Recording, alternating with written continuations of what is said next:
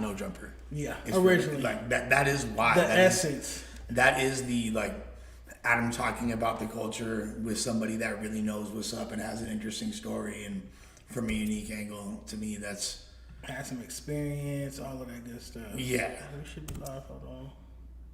There we go. We live, baby. That is why. That is the like. Where's it? I can't see. Culture with somebody that really knows what's up and has an interesting story, and for me, why did you almost me. That's a little more. There you go. Yep. Okay.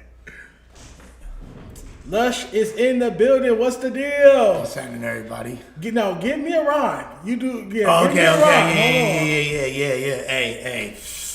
Colder than Freon, bending corners in the Dodge Neon. Our skill level is beyond y'all. They don't want to see us make the grade, but I'll save the day. We take it away. I'm your favorite gay. Like We got one. We're going platinum with this one. Busted. All right, man. Lush, what's the deal, man? What's happening, player, man? We in the like I said to you earlier, two great minds in hip hop culture. Yeah. You're the only person I could find that's nerdy enough to really care enough about it. Care enough and put enough thought into it to actually like pontificate to the degree, and at least not anonymously. Same. I look at you, believe it or not, I look at you like an OG. You're the Fair only enough. person that beat me in a hip hop trivia test. So you are are officially an OG. I look to you and your conversations for tutelage. In fact, let's start the episode like that. School me on something. This is me humbling myself. School me on something, Lush. Give me a Far Side fact or something about the licks or something. No, I got you. So I don't know. We may have actually grazed this topic before, but my first industry job ever was when I was 16 years old, and I was the street team for Duck Down Records, West Coast. So they had a West Coast division. They didn't really, and that entailed like them sending buckets of flyers and wheat paste and things like that, and I was literally like hitting the block.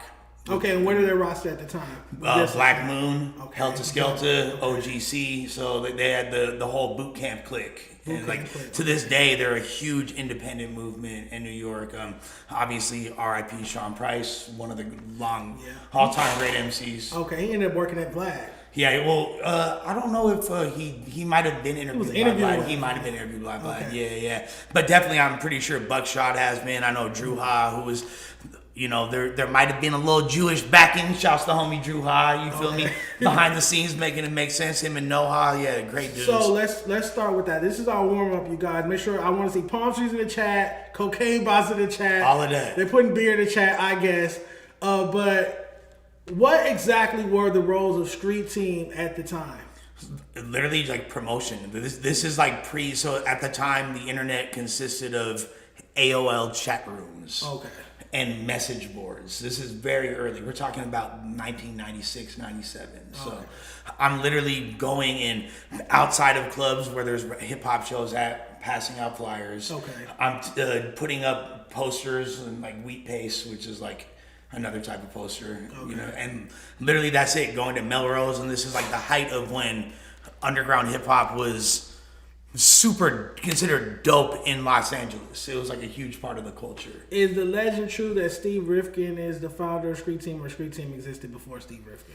And he just coined the term.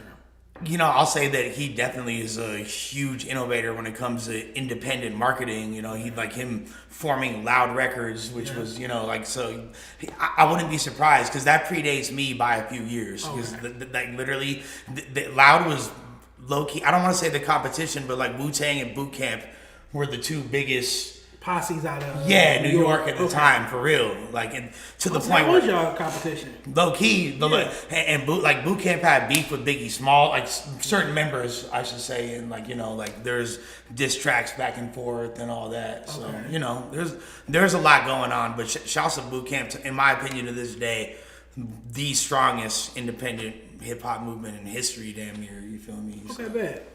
I agree. Do you remember? I'm watching because one of my favorite hip hop journalists, Soren Baker. Yeah, Soren's great. Yeah, he has a channel called Unique Access. So I'm just diving into all of his interviews. I'm watching today for whatever reason. Antoinette They was calling her the female Rakim. Sweet Tea, Nikki D. Man, What was it about that era of 80s female MCs? Because I'm sure you was a child, but yeah, no, but like to me, like the alpha and omega is Roxanne Shante for real, because like she was out there. I mean, like she was the youngest. Yeah, she was young as hell. The first time I heard about her, obviously, like, and this might even be me like retroactively upgrading my memory, but I know that KRS-One on the Bridge Is Over had bars for her. Yeah, because she was from Queens. Because she was from, in fact, he said, and he said, quote unquote, Roxanne Shante is only good for steady fucking. Yeah. Which is crazy because she's like 15 years old. Which is, it is crazy. She said she ran down on him in a bank because of that. Like she was in line and he was there and she ran down on him because of that bar. Yeah, no, but hey, like at the time, that was, he was on helmets. That was like not like us at the time. The Bridge Is Over and what else? South Bronx. South Bronx. Well, so he KRS came out with BDP and he basically was like, South Bronx is like, hey, this is where hip hop started. This is what time it is. Yeah. Because MC Shannon made a song called The Bridge. The Bridge, yeah. You feel me? The Bridge is like, hey, like, nah, actually, it started in Queensbridge. Juice Crew, that whole era slept on. I can't wait for them to do like a Vapors TV show or oh no, for sure. Because there's too many characters. You got Mr. Magic, rest in peace. You got Kane, Biz Markie, rest in peace. Boom. Shantae. And that's the thing, like, as a crew, Juice Crew to me is harder than the Boogie Down Productions roster overall. Yeah. Like when rest in you peace, DJ Scott LaRock. Yeah. Miss Melody. 100% legendary. But like when you start talking about Big Daddy Kane and all that, Craig G, Master Ace, Was you feel Cool G me? Rap, Like, remember? Yes, he was. Cool G Remember Rap, Cool G Rap, Cool G Rap. Like just that alone, right there.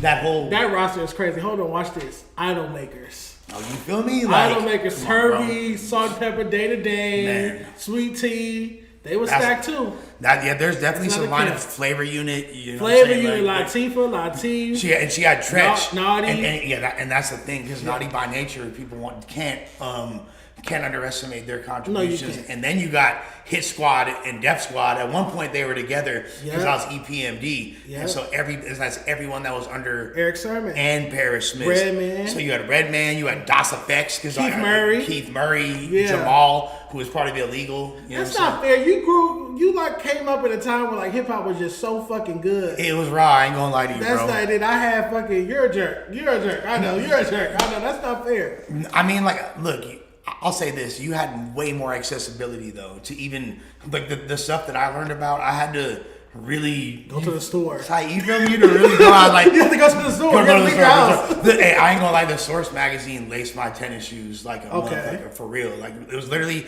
there's a Source, and I don't know if you remember. You might be too young for this, but there's this thing called The Box, and it was a TV. It was a cable channel That you call in. that you call in and order videos, and that I heard about it. Yeah.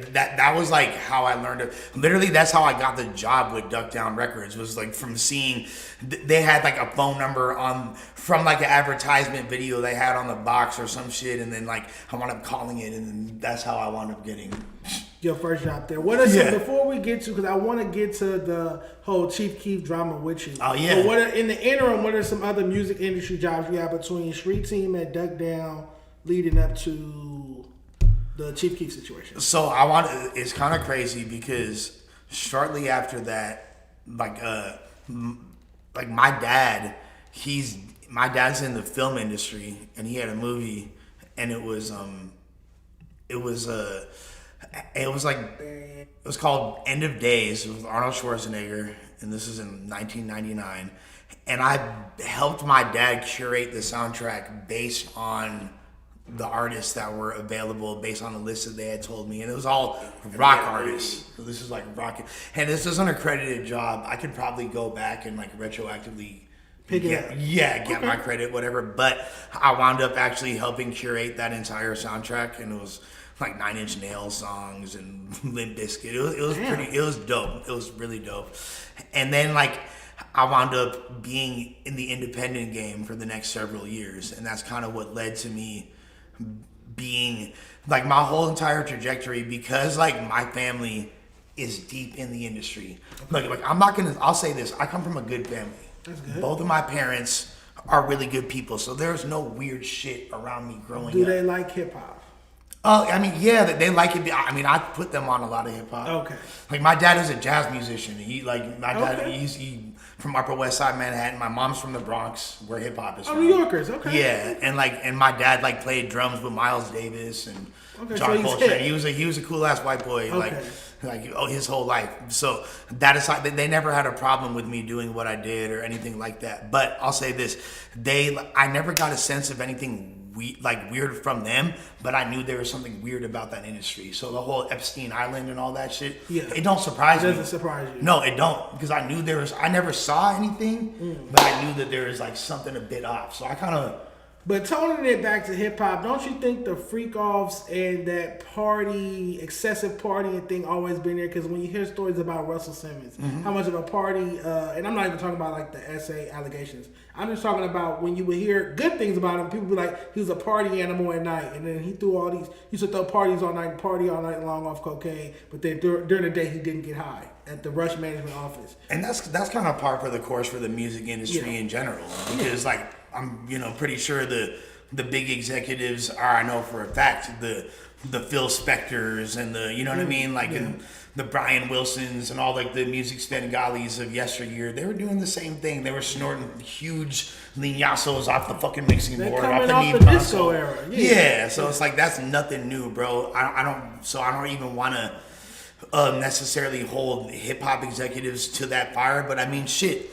I'm just saying, not to cut you off, I'm saying how it went from Russell Simmons, a party animal, to Andre Harrell to Diddy. Yeah. I'm connecting the dots. Yeah, and it's all there. Yeah. You know what I mean? Yeah, there's definitely a connection there. And, but beyond that, it's like there's always going to be, when the music is essentially the soundtrack to party culture, you're going to have.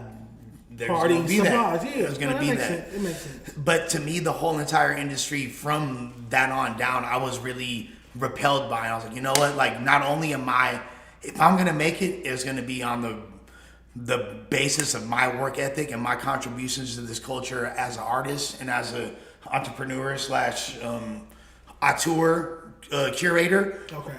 It's gonna have nothing to do with who my daddy is. You know what I'm saying? Off your own strength. Off my own strength, and I literally did that by moving to the Bay Area and kind of starting from square one, and because I knew that's where the independent. I was just about to say, that's not a bad place to start if you want to build a career in independent music. Yeah. So what were some of the jobs you had in the Bay? Some of the projects you were working in the Bay? So the very first thing I did in the Bay, because at that time, literally, like I was living in a halfway house. I had, $67 overdrawn in my account to my name, and I wound up getting a job at a record store called Rasputin Records, which is in Berkeley, and on this block called Telegraph, which is notorious for where independent artists would hustle their music at. The original Amoeba is right there, like not the Amoeba Music Store. Yeah, the Amoeba Music Store, the original one. Like there's one in Frisco and there's one in Berkeley, and so I went to that. It was essentially like me making a pilgrimage because I knew that a lot of the underground rappers I like the Living Legends and Hieroglyphics and all that shit, they kind of went there and like sold hard copies of their music. Correct. So anybody walking by, so you Literally. can see rappers and artists. Okay. And it was like a spot. It was like a hub for the hip hop community. Fools were going there and battling each other, and a hot spot. Like what I'm describing doesn't exist right now. A place where you go and rappers are meeting up. 100%. Rappers, producers, the people that were throwing the shows, everybody was coming to this place and kind of like happening upon each other, and that's where. The last time we saw that in LA was the Hip Hop Studio. Yeah, I mean, like that was the last time we seen a hot spot where you can walk in here and you're gonna see every upcoming LA rapper there, from One Take, Rucci to Shoreline People to Greedo. You can see anybody there. Yeah, exactly. And like previous to that, I would say it's only like the Lamert Park underground scene and things like that. Like the Fairfax for a minute. Yeah, the Fax low key too. Fairfax You can say that too you for see, sure. After school, I would see Casey Veggies up there. Tyler Creator be skateboarding up and down the street. You could catch Dom. 100%. You could catch Dom there, man. Different rappers at that time too. No, yeah, definitely like the tail end of like the transition of the Jerk era to what became, I guess, the precursor to the modern day LA scene, like you said, the whole the whole Odd Future adjacent underground scene. Okay. They're saying that you were an A&R for Beastie Boys. That's not nice. But all right, tell us how. Let's get started. Tell us how you ended up working with Chief Keef, and why is this Mula dude disputing that you A&R Chief Keef? So okay. So to answer the first question, my homeboy and my boy G Money, we were working for a billionaire at the time. This dude named Alki David.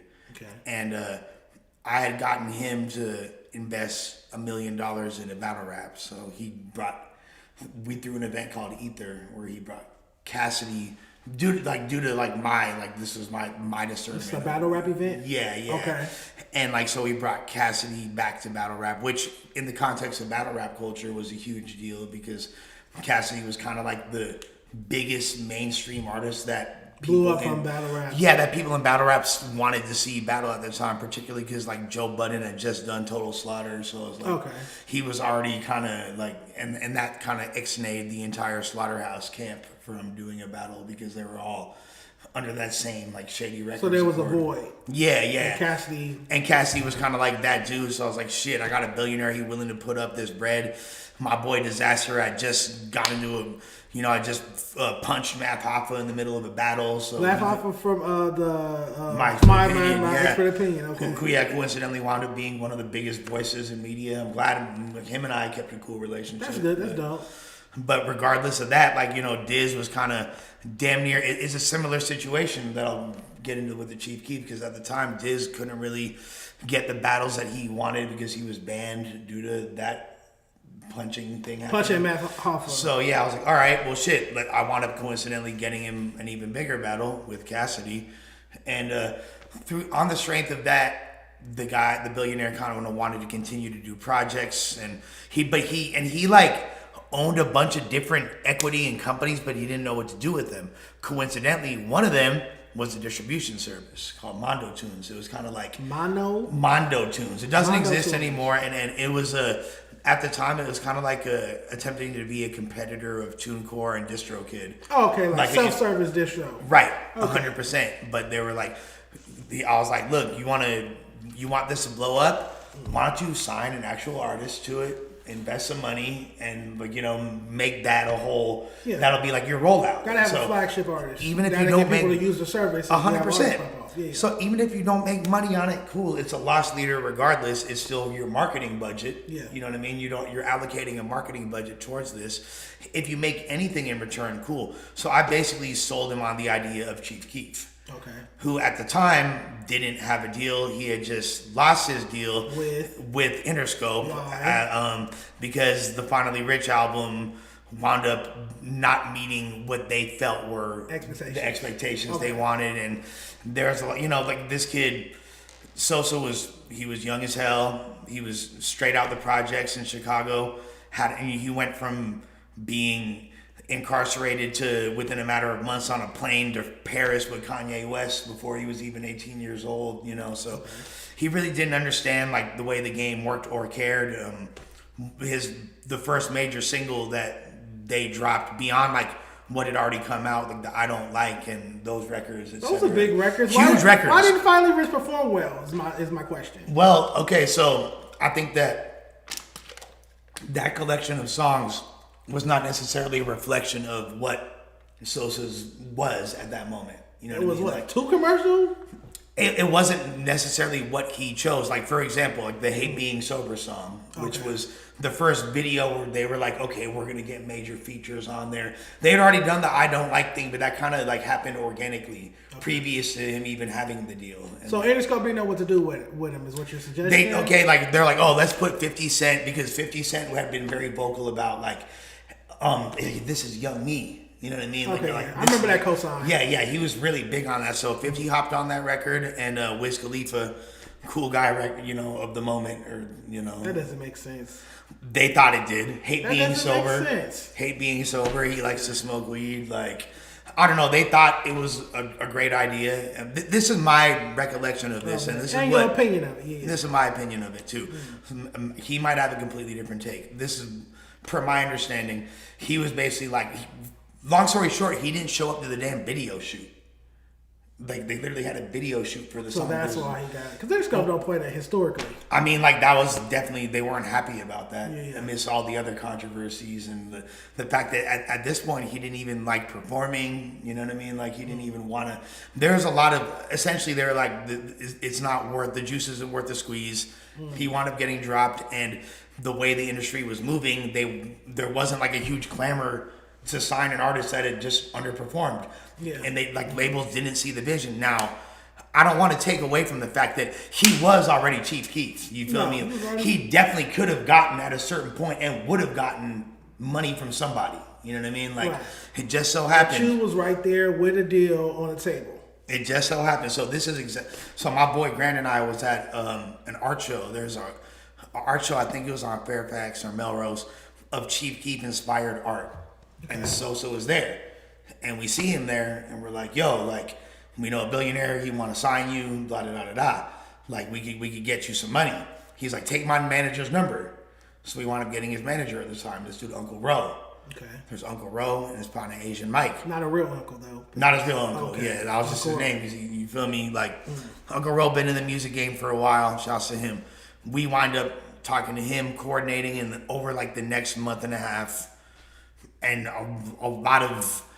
it took a lot to make that situation happen, to even get. How long? Give me a time. Like a couple months for sure. Like to get Alki to actually liquidate the funds and be ready to actually send money out and fully agree to the contract, and then both parties agree to terms and see the vision. And there's a lot that entailed those couple months. He winds up greenlighting the project. Boom. Sosa signed the deal. Part of it was he got a motherfucking 2015 i8, the brand new i8. You feel me? So like it was BMW. It was over. Yeah, it was the new like spaceship at the time. You feel me? And the deal was worth over $1 million. It was supposed to include like a situation as to where all of his Glow Gang affiliates, Glory GB affiliates, were going to be able to release their own projects under an imprint. Yeah, under the imprint. So that was so there's budgets allocated for Tato, Ball Out, I love those type of Tarantino, situations. Lil Flash, SD was an artist we were talking about at the time. Quick pin in it. What label do you trace that back to? Is that Wu-Tang? Because no, Wu-Tang would do different major companies. So who was the first rapper to get a deal to bring all their homies on? Well, that's a good question. I think that, I mean, we were definitely talking like early crews like the Juice Crew, but I think NWA being like a super group, and then all these individuals wind up having solos under Ruthless afterwards. NWA and the Posse. Yeah, well, then there's the Eazy-E solo album, there's the MC Ren solo album, like DJ Yellow wound up having some compilation that he did before he ventured off into the pre-Adam 22 rap turn porn industry. Yes, that is true. So, that's Adam's OG. Yeah, that is Adam's big homie, for sure. Okay, Ben. All right, back to your conversation. So there's a deal on the table. Well, he signs a deal that's supposed to give him a glow imprint where he can sign on his own through this company. $1 million deal. Mm-hmm. What kind of car? The i8.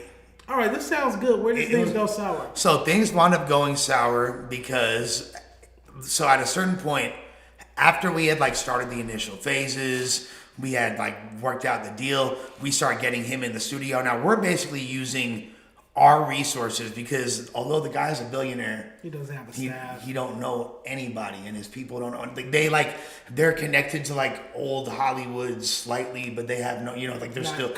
They could get you like an article in Variety or get like, you know what I mean, weird shit. Useful. It's cool, useful. However, nothing to do with moving the needle in the culture. No. So essentially, we're the one finding like, okay, this is the best engineer. This is the studio you need to record at. We already had to to explain to Alki the cultural differences like off top because he wanted to do a bunch of weird ass shit and have him with certain artists that he knew were stars that he was cool with already, and he had his little ideas and we're like, all right, dude, like no, and I had to really adamantly explain like, look, this kid is a star unto himself. He's like you, Alki. Is how I sell it to him. Like he's a rebel. He goes against the grain. He doesn't listen to what the mainstream says. You're A&R. Yeah, exactly. I'm trying to like A&R. literally that. Okay, building that narrative, building that image. Yeah, that's all A&R work. What Puff did with Mary Uptown. Go ahead. The situation wound up deviating. Long story short, because I wound up actually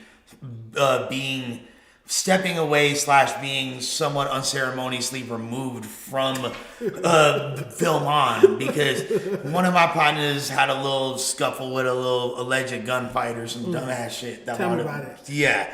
So that... Why is Moose Man saying Boe looks younger today? Moose Man's my mom, man. Moose, get out of here with that. Moose Man.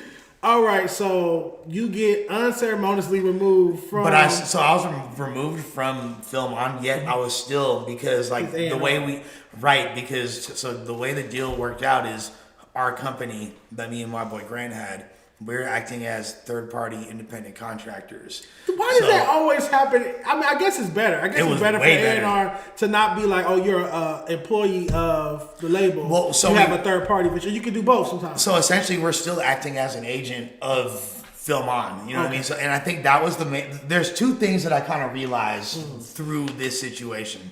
And back and forth, and me absolutely humiliating and smoking colorful Mula's boots aside. Yeah, that aside, go ahead.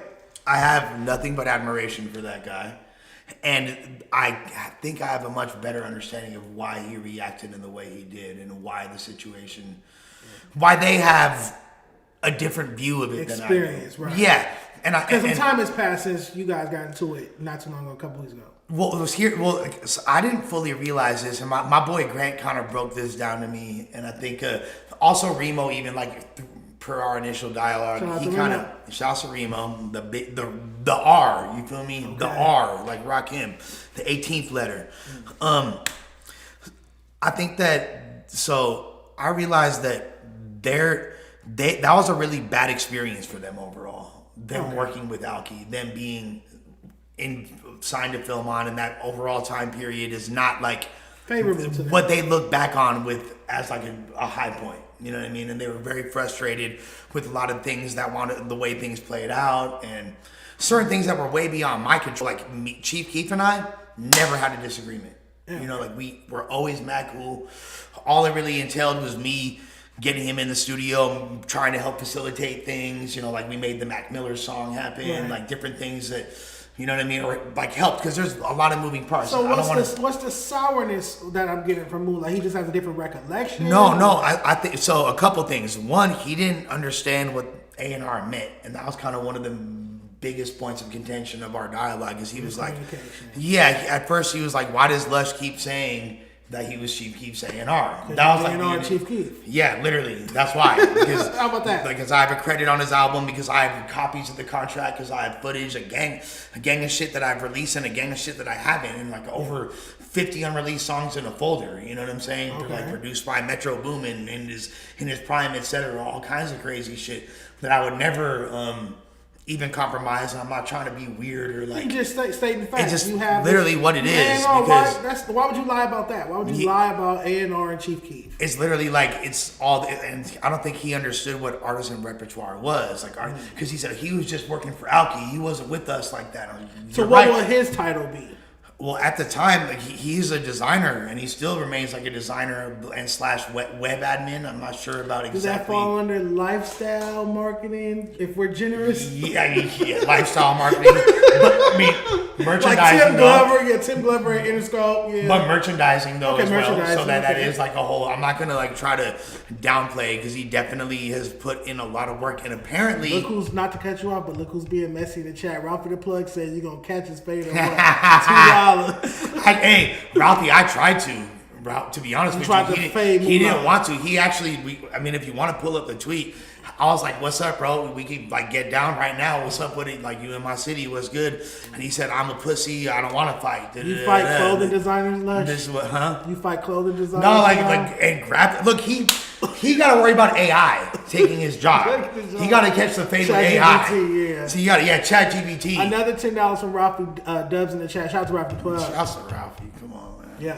No, that is literally, that's what it was. But like, I realized that overall, like, okay, because this is something that I always look back on as a positive thing. Like, I got to work with Chief Keef. Oh, I get the difference. Like, this was something that was really exciting for me. But like, it's a sore spot for them. Yes, it's a sore spot. Now, it has nothing to do with my dealings with him. You know what I mean? In particular, And I'm sure I know that Mula can attest to that. You know what I mean? I've even conversated via Instagram with Chief Keef since this all happened. Okay, recently. You know what I'm saying? Yeah. Cool. So like, it's love, and I got nothing against Mula for real. However, like what he said was wrong, and it was he didn't. First of all, what an A&R is, the A&R is not going to be a part of your camp. The A&R is not. The A&R is for the label, and acts as a liaison to help your camp communicate. We with literally just last week with Tim, we literally had to go through the definition of an A&R, and I played the clip, and he pointed out three roles of A&R. One, obviously, to scout talent for said label. Boom. Another one was to help the artists prepare the music to take to the label, Boom. whether it's sequencing, getting you, linking you with producers, other artists. Helping you get your situation right musically to deliver to the label, and then third, fighting for the artist at the label. So before we move off of this, give me one. Well, I think you already did, but give me another example of how you had to fight for Chief Keef as an A&R on the label. So immediately, beyond even getting Aki, who despite the fact was a billionaire, was very, very stingy and wanted to spend as little money as possible, beyond getting him to even allocate the necessary budgets, getting him in the studio. I think the main example was, so the day after we signed him, Sosa wanted to go into the studio.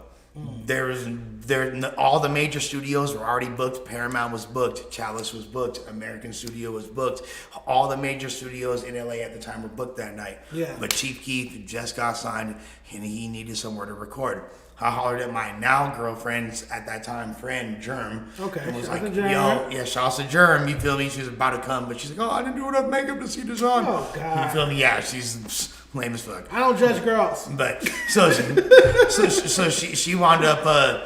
I was like, yo, like I need a studio. She was signed to an independent label called Activated. They had a studio in Santa Monica. We wound up going over there. Brought Sosa over. He recorded his first verse, produced by now famous multi-platinum producer Chop Squad DJ. Okay. Credits wise, I would put him right below. Not Weezy Out of Young Here. No. Chop Squad. Chop Squad is significantly more accomplished than Chop. Significantly, Yeah. okay. So if you look at his credits, you'll be like, oh fuck. Beyond all the King Vaughn and Lil Durk records he did, like his catalog is insane. But Chop Squad, I would say, is right below Take Keith and Weezy Out of Here. I think Chop Squad DJ did that record on the Blue Bucks on Clanway 3. He probably did. They did that, Added Up. I think he did that one. Yeah, Okay, so he produced the beat literally on site. Sosa recorded his verse and a hook, wound up not having a home. When on June 13th, about a month later, we wound up having a session at American Recording Studios. Yeah. Same day Meek Mill was there. Same day Mac Miller was there. Okay. So Mac Miller's in one room, Meek Mill's in another room, Chief Keef in another room, and we wound Nobody's vlogging this? Well, this is like before. So I wound up like uploading footage that I took that day, and you can even see Chief Keef telling me to turn the camera off in the footage I uploaded. Like, but that was kind of artists wanted to be recorded like that. Yeah. Okay. This was like this is early. This is like pre-vlog. You know what I'm saying? Pre-vlogging everything era, whatever. But anyways, that's the night that they met. And then we wound up exchanging info, booked the session 2 days later where both where Mac recorded the first song that they have together, and then we wound up following up with Mac to make sure he got his verse recorded for what became I Just Wanna, Chief Keef featuring Mac Miller. So both of those records wouldn't have happened if it wasn't for us. I think fighting for studio time. Fighting for studio time. Fighting for essential, a basic essential. Basic essential. There's so much to it. On a billionaire ran label. And who would have thought? It was a boutique situation, essentially, which means that he can pull the plug whenever he wants. And we went from about to be signing famous decks before he was, was not about the greatest loss, but go ahead. Well, he was about to be on the biggest run of his career, and it definitely would have, he was about to move the needle culturally in the SoundCloud space, and he was an artist. I wouldn't jump off a building, but I get you. But hey, I was like, you know what? I was pushing for that to happen. Okay. And there's another, and that was the same time also Slim Jesus. That kid fucked up because we had $250,000 for Slim Jesus. Why didn't get it? he thought that his management at the time Too good for it. Yeah, thought that they had the grass is greener on the other side. No, it ain't. Hell, Where did he end up going? he wound up going on DJ Vlad and saying he's not really a gangster, and then that 200,000 became 50,000 overnight, and then was gone in 3 days. All right. Unfortunately, I like the kid. Before I get your opinion on Boe Jackman's debacle on the Monday show with Vaughn and Vaughn crashed down on Boe and the whole hip hop knowledge conversation I want to have with you, let me get your top 5 hip hop labels of all time in order. All right. Top 5 hip hop labels of all time. In order. All right, so before we put them in order, I definitely want Loud Records on there. Facts. I want Cold Chillin' on there. I want Def Jam on there. Cold Chillin' as in Roxanne Shante? Yeah, Cold. I mean, I'm a tentatively. Yes, exactly. Okay. Cold Chillin'. They're tentatively on there. I definitely think I need. I mean, Def Jam has to be on there. Yeah. Death Row kind of has to be on there. Yeah. So Death Row, Def Jam, and Loud. I feel like that's like a clear Holy Trinity. Yeah, that's like a clear. I was at Def Jam the day before yesterday, and I'm going to Death Row tomorrow. I'm gonna say Loud is number 1, in my opinion. I'm not mad at that. You could Mobb Deep, Big Pun, The Licks, Wu-Tang Clan, Twista when he first came out. Okay, that was the very first when he was still Mr. Tongue Twister. MOP. That was the first. I believe they were on Payday. Okay, not MOP. I could be mistaken. I love MOP though. Okay. Absolutely love MOP. Who else is on Loud? But here's the thing. They never really I think that's pretty much who I would cite as their primary flagship artist. Yeah. Flagship artist. Wu-Tang, Big Pun, Mobb Deep, The Licks. And nothing. And wow. Matty C, they one of the greatest A&Rs of all time. Yeah. And journalist because he had unsigned hype.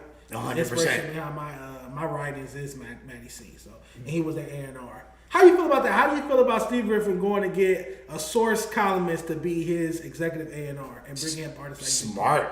Yeah. Smart. Talk about ear to the streets. Like the people that would seek out a job like being writer or editorial staff for the Source magazine, which is literally was the hip hop Bible at the time. Yeah. Who's more tapped in than these motherfuckers? Can we cite any conflict of interest in there if we were to of course. Meticulous? Of course, there's a lot of conflict of interest like, right you there. You signing people, but you also 100% writing the unsigned column, the most important column in hip hop. Well, I mean, the unsigned hype, I think really the main point of contention people had as far as the Source was the grading system, the mics, like the reviews. When Benzino's giving his own projects 4.5 mics and Eminem's 5 mics for Naked Truth. And I'm not even mad at Kim getting her like version of a Lifetime Achievement Award because she's the first female to get it. Yeah. But how does Naked Truth get 5 mics but Hardcore didn't? Or Hardcore got 3.5 mics? Yeah. No, that was kind of like a retroactive. Like, okay. I feel like his Hardcore probably should have got 4.5. Yeah, it got 3.5. Maybe Naked Truth should have got 4.5. Okay, no, Naked Truth body of work. It's a great body of work. So I'm not even mad, but there is I think the main egregious thing is when he don't get along with you, he gonna shit on you and you're gonna get a bad review. Yeah. And when it's his own project, it's gonna be. So that's a bigger conflict. So there was too many conflicts of interest in the Source because one of the owners is a rapper himself. Yeah. And he's not a good rapper or just a good rapper. Like he's not a great rapper. So yeah, that's a conflict of interest as well. And like I'm not gonna act like that one song didn't slap, that the After Party song, whatever. Okay. That song was tight, but just that boy, this Baltimore rap. Very Boston. Oh, Boston. Excuse me. Boston. Boston. Remember Eminem was all the mean streets of Boston. That Eminem versus the Source beef is hilarious too. Dejon has a crush on Tay. No, and send it in the super chat next time. All right, let's get started. I think Tam has a crush on Tay, for being They honest. look too much alike. Is Tam part Asian too? I don't know. 23andMe. Let's find out. But all right, I want to react to Boe Jackman's debacle on Monday. Did you catch it? Have you seen the clips of it? No. So on Monday, the report card dropped. Boe Jackman invited TrueCar. And we were having a conversation about hip hop, and Boe Jackman's under the impression that Jay Reddy is the savior of LA rap. Jay Reddy tight though. He's tight, but savior, messiah of LA rap, that's big words for me. So just a difference of opinion. Right. I pull up Vaughn to show who I think is closer to that. And the type of artists I'm looking for to be saviors of LA rap. If there was somebody with some substance. Not saying it's Ray Vaughn. I'm not calling Ray Vaughn the Messiah, but just a direction. Like this is the type of artist. Somebody with a message. Did you see his OTR freestyle? I did. That type of subject matter is what it takes, in my opinion. Somebody that's saying something, not just to give you a dance instruction or I'm fucking niggas bitches. Nonetheless, this is how the conversation went. Let's check it out. Oh shit, I got the sound on. I'm not a regular in a boring ass way. Why would you want that? Nobody wants to listen to that shit. I'm not. Shout out Ray Vaughn, but I'm not playing Ray Vaughn when a bitch gets in my car. I'm not playing Ray Vaughn. You know what I'm saying? On the way to get off the homie though. Get off the homie. Yeah, 100%. But I'm not doing that. But I will slap Jay Reddy when a bitch gets in. I will slap Jay Reddy on the way to, you know what I'm saying, to pick up the homie. Like, I'm not, you know what I'm saying? I'm not doing that with Ray Vaughn. Shout out Ray Vaughn, you know what I'm saying? And salute to everything you got going on, but I'm just not doing that. So and I think it's hilarious if we sit here and look and see who's putting down the extremely lyrical, conscious with a good. We know it's not you. Look who's doing it. Look who's saying, "Be dumb, dumb down your stuff." That's what you're saying. Is this attack on the Rasa right here? Is that your perspective of it? I don't know. No, I think it's just pointing out perspectives. Why is that more to you? Why is that back in the day, bro? Like, why is that more to you? Shit. Nobody want to hear that shit. Ray Vaughn doesn't make Nobody want to hear that. You don't value hip-hop like that. We want bars like what Jay Reddy delivers, and we want the bars delivered. Who music gonna go further? Who music gonna go further? Ray Vaughn or Jay Reddy? Jay Reddy, 1,000%. Okay. Shout out Ray Vaughn. I never met you. Shout out you, bro. I promise you, Jay Reddy's shit's going way further. I promise you. You don't know hip-hop. I stand on that. I stand on that shit. You don't know hip-hop. I stand on that shit. What year was hip-hop invented? What year was hip-hop invented? I'm not gonna sit here. What year was hip-hop invented? I'm not gonna sit here and answer your question. Nobody help him out. What year was hip-hop invented? You don't know hip-hop. You're not a hip-hop professor. I am. You're a hip-hop grader. You don't remember we turned 52 years ago, 3 years ago. So are you the master hip-hop professor? Do you know what year hip-hop came out? Are you answer the question? No, you answer my question. This is my shit. Entertainment artists. You just want to see black monkeys dance when you were entertained. You don't want to see them live and educate our people. Oh, you know that part. I was waiting for it. I was waiting for it. People gonna make music to make you laugh and dance. That's what I'm talking about.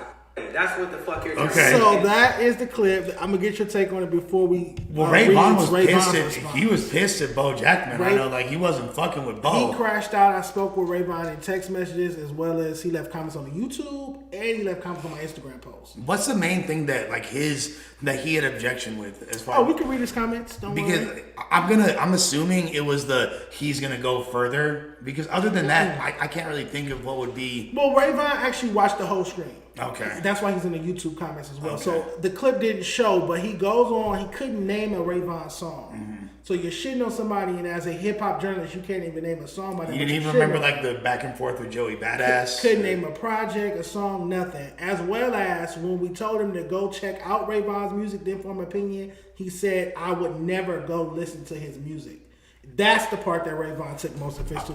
Understandable. You can't say I won't even, as a journalist, you can't say I'm not even going to go check out your music to form an opinion.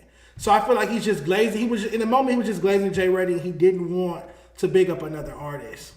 But let's read what Ray Vaughn had to say. Yeah, let's see the response, because I just remember like laughing at the notion of Ray Vaughn tripping on Boe Jackman. Especially because why? They're both from Long Beach. That is a great point. You guys are supposed to be sticking together. Yeah, 562 Pride, brothers. Well, Ray Vaughn says, Eddie Jean Paul, I appreciate you. You got a lot of knowledge on hip hop after watching one stream. I understand your perspectives more on LA rap and why you go so hard on the grades. Boe, a fan of strictly LA sound and music and shits on the others. He's not a real journalist though, so I'm gonna chill out. Keep going up and getting chilly and making my name. I'ma leave Buddy to smoking vapes and podcasting. What's wrong with smoking vapes? Ooh. Damn, and then he had one more. It's getting spicy. And then lengthy comments too. He said, respect to Jay Reddy. I hope we both go as far as we can in life and music, black brother. I'm cool with debates, grades, and all that. But that Boe character, a weirdo, popping it. talking about some shout out me. Eddie Jean Paul, thank you for knowing hip hop roots. Shout out to my dog True Car. You had me crying and scream. So if you watch the whole episode, or at least we didn't get to any other topics. We stayed there stuck in that moment for over an hour because Boe Jay Ready versus. No, it was more so. Can you name what year hip hop was invented? Who invented it? Can you name the first rapper to win a Grammy? Will Smith or first president? Yeah. He couldn't none of those things. Which brings me to a bigger topic, not to just hamper on Boe. Should hip hop journalists know those type of things? Those are basic questions, right? Does Boe consider himself a hip hop journalist? Per our conversation, yes. And he even went on to say that he's been doing it longer than me. He tried the little bro me. He's like, Dejon, I've been doing this longer than you. And I'm like, okay. So answer my questions. He refused to answer my question for an hour, but kept flexing on me like I've been interviewing rappers longer than you, not knowing I've been in the music business since 2008. Yeah. Per 211. Now, but Boe definitely has contributed a lot as far as, he rocks with the LA scene. I've seen interviews with him. Interviewing LA rappers. I think what Ray Vaughn said is correct. Boe is very LA centric with his taste. Okay. I think what he's into does that, so his taste would be more in that, you know what I'm saying? But with that being said, I think Jay Reddy's a huge potential to be a star. Yeah. He is definitely one of my picks of like the next up out of LA. Per the LA freshman cover. Yeah. That's mutually agreed here. However, to say that you're bigging up, my offense with the original take, before we get to the hip hop knowledge, my offense with the original take is you're bigging up Jay Reddy and you're down talking somebody that you have not listened to. Yeah. That's my issue. Because if you listen to Ray Vaughn, you will know that he has some up-tempo records on the Good, the Bad, the Dollar Menu. That he has a whole music video with Storm the Barge dancing and everything like that, where they're throwing a house party and there's dancers and choreography and all of those things. You can see he's made an attempt to make up-tempo records. So what's this unk shit? Like Ray Vaughn makes contemporary music. That's why he has over 500,000 monthly Spotify listeners compared to Jay Reddy's 55,000 Spotify listeners. Well, they both start rapping in 2020. Comparing, like using that as the barometer, this is not like not just Spotify. I'm just saying, but even saying like anything that's more lyrically inclined, his quote unquote unk status is a huge detriment right there. Right. Because that it's got nothing to do with that. If you look at that On the Radar cipher that Ray Vaughn had his standout verse in, those are a bunch of young dudes. I don't think there's anyone over 30 in that cipher. Maybe Ray Vaughn, one of the older dudes in there, to be honest with you. Like definitely one of the more established. And I would say 80% of those kids were rapping their fucking ass off. Yeah. And had great skill sets. Double XL freshman cipher, y'all gonna have a tough time with that one. You're gonna have to outdo that OTR cipher. Yeah, that's what I'm saying. Yeah. Even for the past several years, I feel like OTR has been a much better barometer of who's gonna be moving the needle in as far as hip hop. But just to clarify, I would be a hypocrite to sit here and be mad at Boe for his opinion of favoring Jay Reddy's music over Ray Vaughn.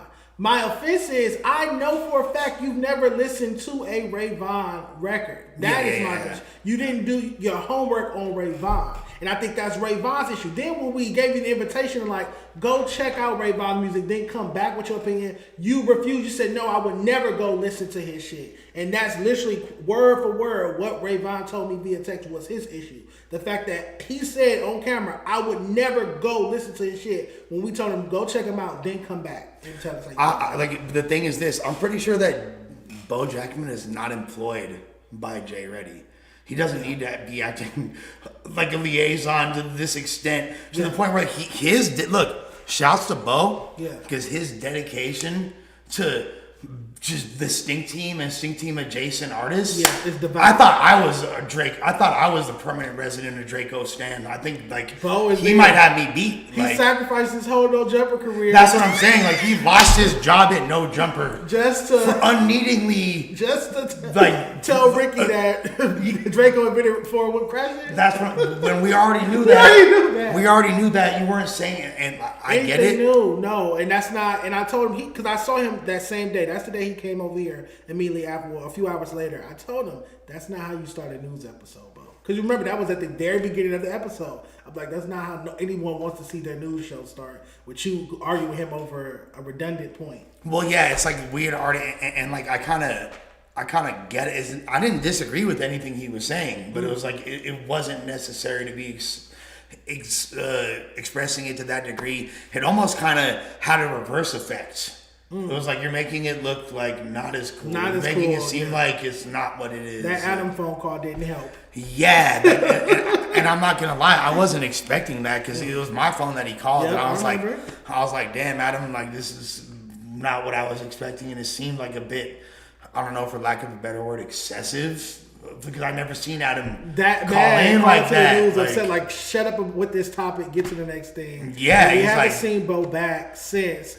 But at least it's over a hip hop take and not a gang take or something. Yeah, exactly. Well, until he tried to fucking tax him at the bar prior to the.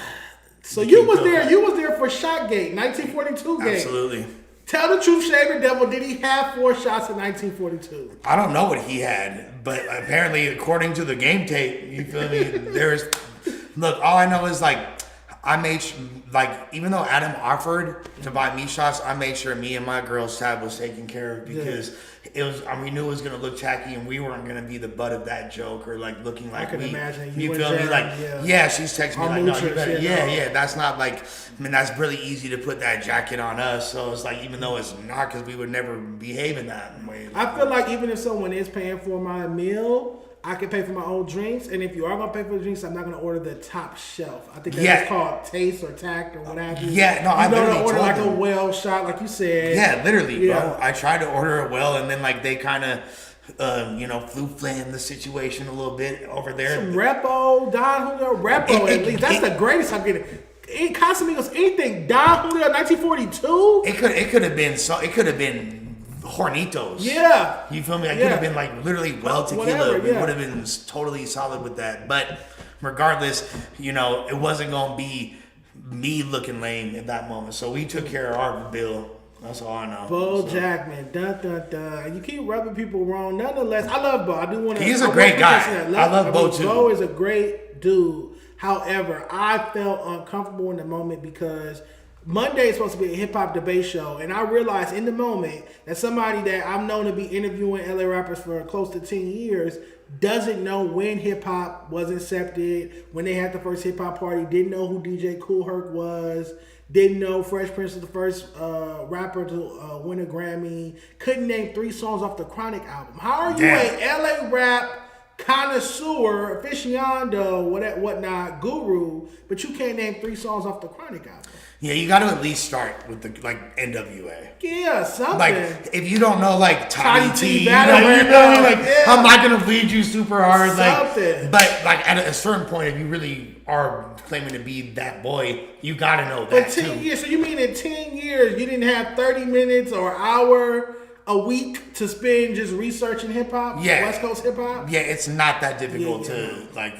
You need to know the Chronic. The week before last, when Jay Reddy was here, was going over. We have a man named West Coast Chili. He made a top 10 LA rap albums list. Maybe we'll end the episode with that. And he had Ice Cube's death certificate on it, and but it didn't say Ice Cube. It just said death certificate. And I asked Boe, whose album is that? And he didn't know.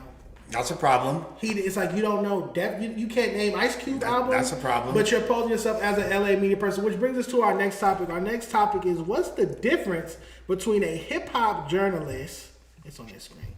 What's the difference between a hip hop journalist and a hip hop personality? Wow, that's a great question. Let's talk about that because I feel like the knowledge is definitely one asterisk on that list. But what else? Yeah, I mean, like not only knowledge but research-driven content. Because I would say that most of the capacity that I've operated is more personality-driven. Okay. Although I've done journalism, like with the interviews and things like that, like I commonly sought in the setting of a podcast as the reason. I'm like human.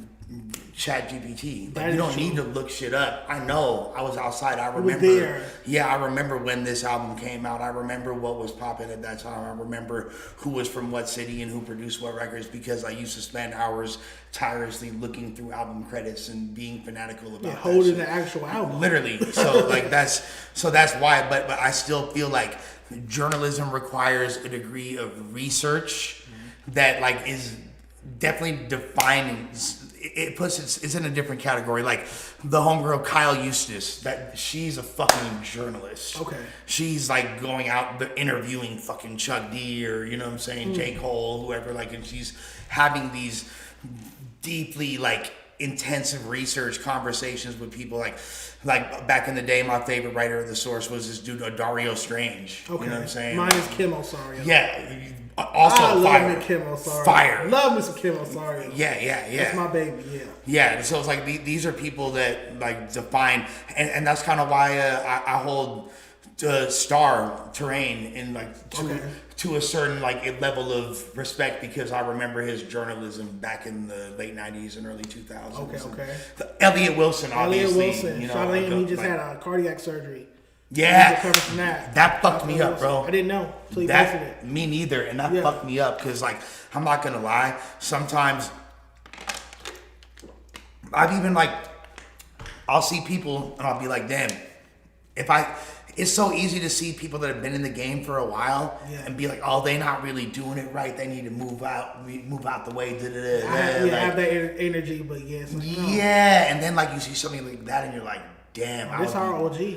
I'd be devastated if this fool wasn't something. Yeah. I would, you know what I'm saying? Like, yeah. So that kind of like made me that made me stop and pause for a second. Yeah, no, there's been those conversations about Elliot like needing to pass the torch, especially behind the scenes. A lot of people have that conversation off camera. I will say that. But it's like, no, this is OG. He just needs to be in that OG role. We need to respect him. Yeah. Yeah. The torch has already been passed. There's already a new era of podcasters and media people. Nonetheless, shout out to Elliot Wilson. Thank God he's still with us, man. Thank God. Come on, absolutely. bro. Don't quit playing, Elliot. Yeah. We're not ready. Every time I see him, it's love. He gives me a lot of game. He broke down the GNX album to me when I saw him at the Palladium. Awesome. Not too long ago. But so hip hop. Let's put together a list. Let's give a tangible example of hip hop journalist versus hip hop personality. Who's going on what list? Okay, so I think Elliot Wilson is in the journalist Kim category. Osorio, journalist. Yeah. Daniel Smith, journalist. And now, okay, as far as personality, Charlemagne. It's kind of difficult. He kind of like. Oh, he would be like in the middle. If it's a Venn diagram. It's like because like I think there's a Venn. I think in that middle spot. Mm-hmm. There's a space that's occupied by, because if your personality, if who you are kind of overshadows the output of your work, that kind of means that you're more in the middle. Yeah, so like the people like Vlad, the people like Ack, the people like Adam, they're journalists, but they're also really known and respected as personalities. They're getting big deals. Are they journalists if they? And this might be a stupid question, but are they journalists if they don't write? That is interesting. I don't. Me personally, I really don't. I'm not gonna say I don't respect, but I respect the ones that write more. Yeah, I think that the art of journalism started with a typewriter. Yeah, but it's it's 2026. But it's like if you don't write, it's like I don't know. It's kind of like I'm looking at you like you're a rapper that you don't write. No, for sure. Yeah, for sure. Now I think a lot of these guys at this point have entire staffs, just like not to fucking pull you know that a lot of these every single artist has consultation in their writing. Yeah. Like most, there's I love Cool J Roll, MC Lights versus Self-Destruction. Yeah. You said it. Yeah. You said it. Yeah. Hey, you could read album credits. They're very revealing. That's true. And there's only so much they tell you too. Okay, let's see. Starbuck Wild. Personality. Okay. Definitely they were more on the personality side. Okay. Although they definitely were doing journalism. They're like Star and Buck Wild had a column in the Source where they were like telling anecdotes and stories. Okay. That's so where they started. Still in the both. Miss Jonesy.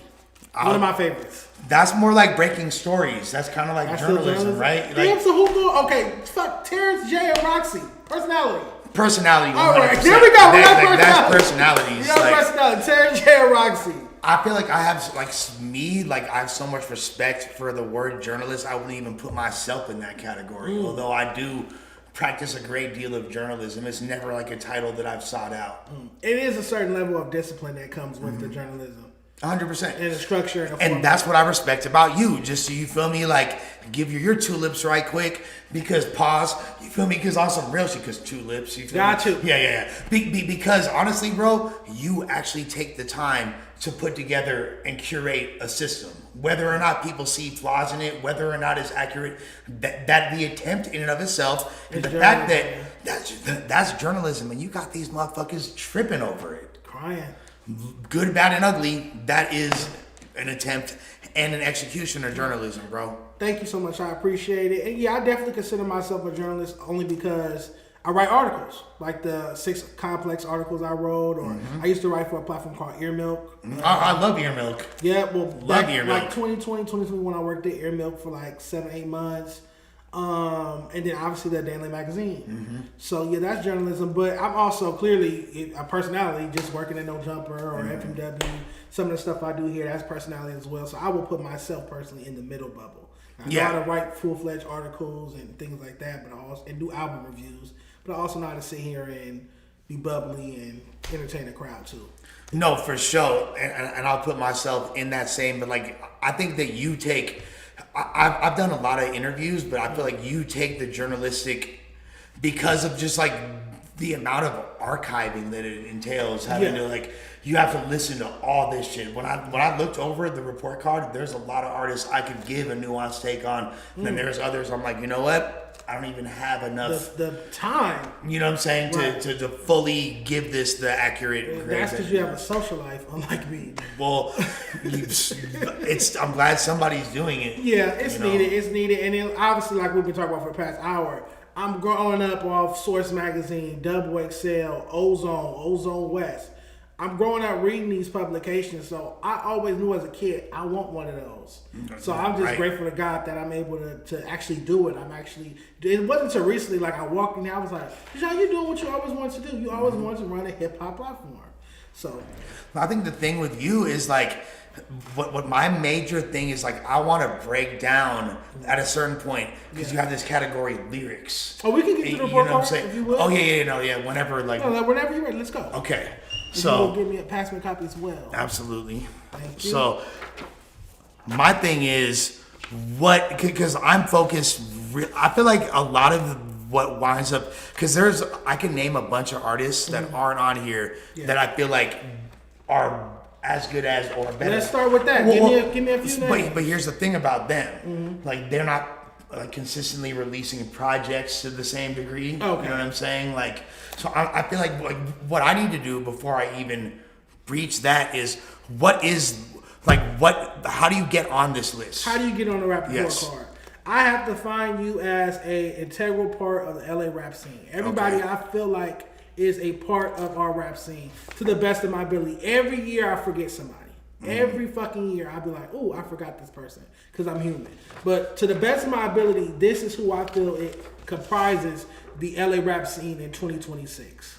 And I also, just to add another note, I excluded Wack suggested this via a Clubhouse conversation he had with me some time ago, that I need to take off the Kendrick Lamars, the Tyler, the Creators, the Doja Cats, as well as the OGs like the YGs and the Joe Mo's and the Problems. So all of these artists came out like past 10 years. More recent new artists as well as some up and coming artists. Because they need the tutelage more than because that was one of the first things I noticed beyond and I know you've had like Doja Cat on the list and Tyler and all them in the past, but like, for example, how come someone like The Alchemist has never been on the list when this dude has clearly like been impacting the rap game as much or more than a lot of people? That would be retroactive. I would have needed to put him on the previous ones. Obviously, he wouldn't fit on this one. But if I kept it the same fashion, then he should have been on there this year. Well, The Alchemist has been out for fucking 30 plus years, so it's like, okay, like that kind of... And while we know him to be a LA West Coast artist, the world considers him a New York rapper, but he's from fucking West LA. Yeah. There's a lot of other like rappers from that whole underground scene, like Blue, like Evidence, like, you know what I mean? There's a lot of Ill Camille, you know what I mean? Pistol McFly, Richard Wright. There's Satire, Dumbfounded. A lot of fools that are like All City Jimmy, formerly known as No Can Do, who were hugely influential in LA, but all came out previous and were more underground artists. Murs as well. You know what I'm saying? Murs as well. All right. Definitely. There's a lot of people that, because it's to me like you're like, this is more like the hood perspective than a, Because like this, which I like about it. I tried to influx some. So we have like a Baby Africa or a Delexa. Yes, yeah, Baby Africa outside the box for sure. I try to add some unorthodox picks. I really did. Or even MC Bob, who started off hood, but he put out a project last year called I'm Not a Therapist. That's totally alternative and soft rock. For sure. You know what I'm saying? So like, I fucks with Bob. I'm trying to influx. I don't want it to just be a hood perspective, but yeah, in truth, it's a hood. No, yeah, because like it's a South Central perspective. It's very South Central perspective, South and that's dope. That's the Mecca. It does like that is overall what LA encompasses, and like I'll just say right now, who I feel like has the most legs on this list got a shitty grade. Ooh. I think Tapri Grams is fucking special, bro. Tapri Grams makes very, very, very good music. Cusp of great music. Tapri Graham, nobody knows what he looks like. Tapri Graham rarely drops music videos. No branding. He got a 1 in branding. If you get a 1 in the category, I promise you your grade is dropping damn near 2-letter grade. So automatically A to a C just off of getting a 1 in branding. Why does he have a 1 in branding? Because I'm the only person that ever interviewed Tapri Grams. And that was in 2023. He doesn't do interviews, podcasts, photo shoots, music videos. He's performed maybe 2 times. Once opening for Kaylin for real at the Palladium, or was it Wally the Sensei at the Palladium? I think Kaylin, because Wally opened too. Opening for Kaylin for real at the Palladium. He doesn't do shows. That sounds like some crazy lore. That's like he's like got an aura of mystique. I disagree with. I mean, that's a fact. I don't like that. No, so O3 Greedo got in my DMs not too long ago. He's like, stop telling Tapri Grams to pop out more. You're gonna ruin his brand. It worked for the weekend. And I'm like, that's not gonna work for an upcoming LA rapper. People have to know what you look like. Man, all the bops be slapping this shit. Like all the strippers. If you get in a hood or sexy bitch in LA car, she gonna have some Tapri Grams because it's melodic. And to me, it's like a new Greedo sound. It's like exactly, bro. We knew what Greedo looked like, though. But he's like, I don't know. Tapri Grams might be a member. He might be from a hood or so. I don't know. I don't know anything. All I know is Long Beach. Yeah. Okay. See, that was more than I already even knew. That's Long Beach. All I knew is like a few months back, one of my young partners came over and I was smacked. I'm in the zone, and he put that on, and I was like, "Who the fuck is this?" And he'd been around for some years. I've seen the lore. So many projects. That's why he got attended consistently. He has a bulk of music out. He doesn't promote it. His Instagram. Now it makes sense. I followed him on the gram. Oh, you followed Gualanese? Ed Gualanese on Instagram. And like I hit him up. I was like, "I need that interview. What's happening, bro? Like you're different. Like I feel like you got." And like he just like liked it, didn't respond. You feel me? I'm like, all right. Very, very nonchalant. I actually Empire was blowing me up about him and like we want to sign this guy. So I'm not crazy for using that as my frame of reference. No. Empire's like, we want to sign this guy. I'm like, he's not. I hit him up. He doesn't care. So he's just one of those guys. So yeah, that's why Tapri Grams has an F, not because of his musical ability, because look, he has a 10 and 9. No, for sure. Cadence and flow. And I agree. It's not like he's a lyrical wizard. So like his lyricism scores. That's pretty accurate. Like I don't. Originality 6 because come on, Greedo, heavily Greedo. Well, I mean, there's definitely some Greedo overtones, but I think he's kind of his own. Greedo to me is way more blatantly like banged out and shit. Like maybe I haven't heard that aspect of his artistry as much. No, this fool seems more chiller than Greedo. More stoic. Well, like Greedo's like being very blatant with like the Grape Street thing. The first song that, if you didn't know who Greedy Giddy was, which I did, you feel me? And I remember his song with Devin the Dude way back in the day, and he was active in the studios and songwriting in LA. But like the first time most people heard him was the Mafia Business song. Yeah. And that's like, that was Long Live Mafia Ray. That was a very specific song about a very specific person, and it was, the Purple Summer Project. Yeah. So like, and then we had that, and then you had records like Cry Me and all that. I think like that's not what maybe Tapri Grams have them records. I haven't heard that. What I was hearing is more just like, wasn't as like gang influence. As gang influence. Yeah. Okay, so you saying in originality you wouldn't take off so many points for the Greedo influence. You'd move it. Because I feel like he's in that same genre as Greedo, Kalen, Wally, all them guys. Like they're all kind of like the melodic hear LA. more in him though, but yeah. Yeah, and Wally. That's who I forgot. Wally. Yeah. Every year I forget somebody. Wally. I forgot Earl Sweatshirt last year. There you go. Wally.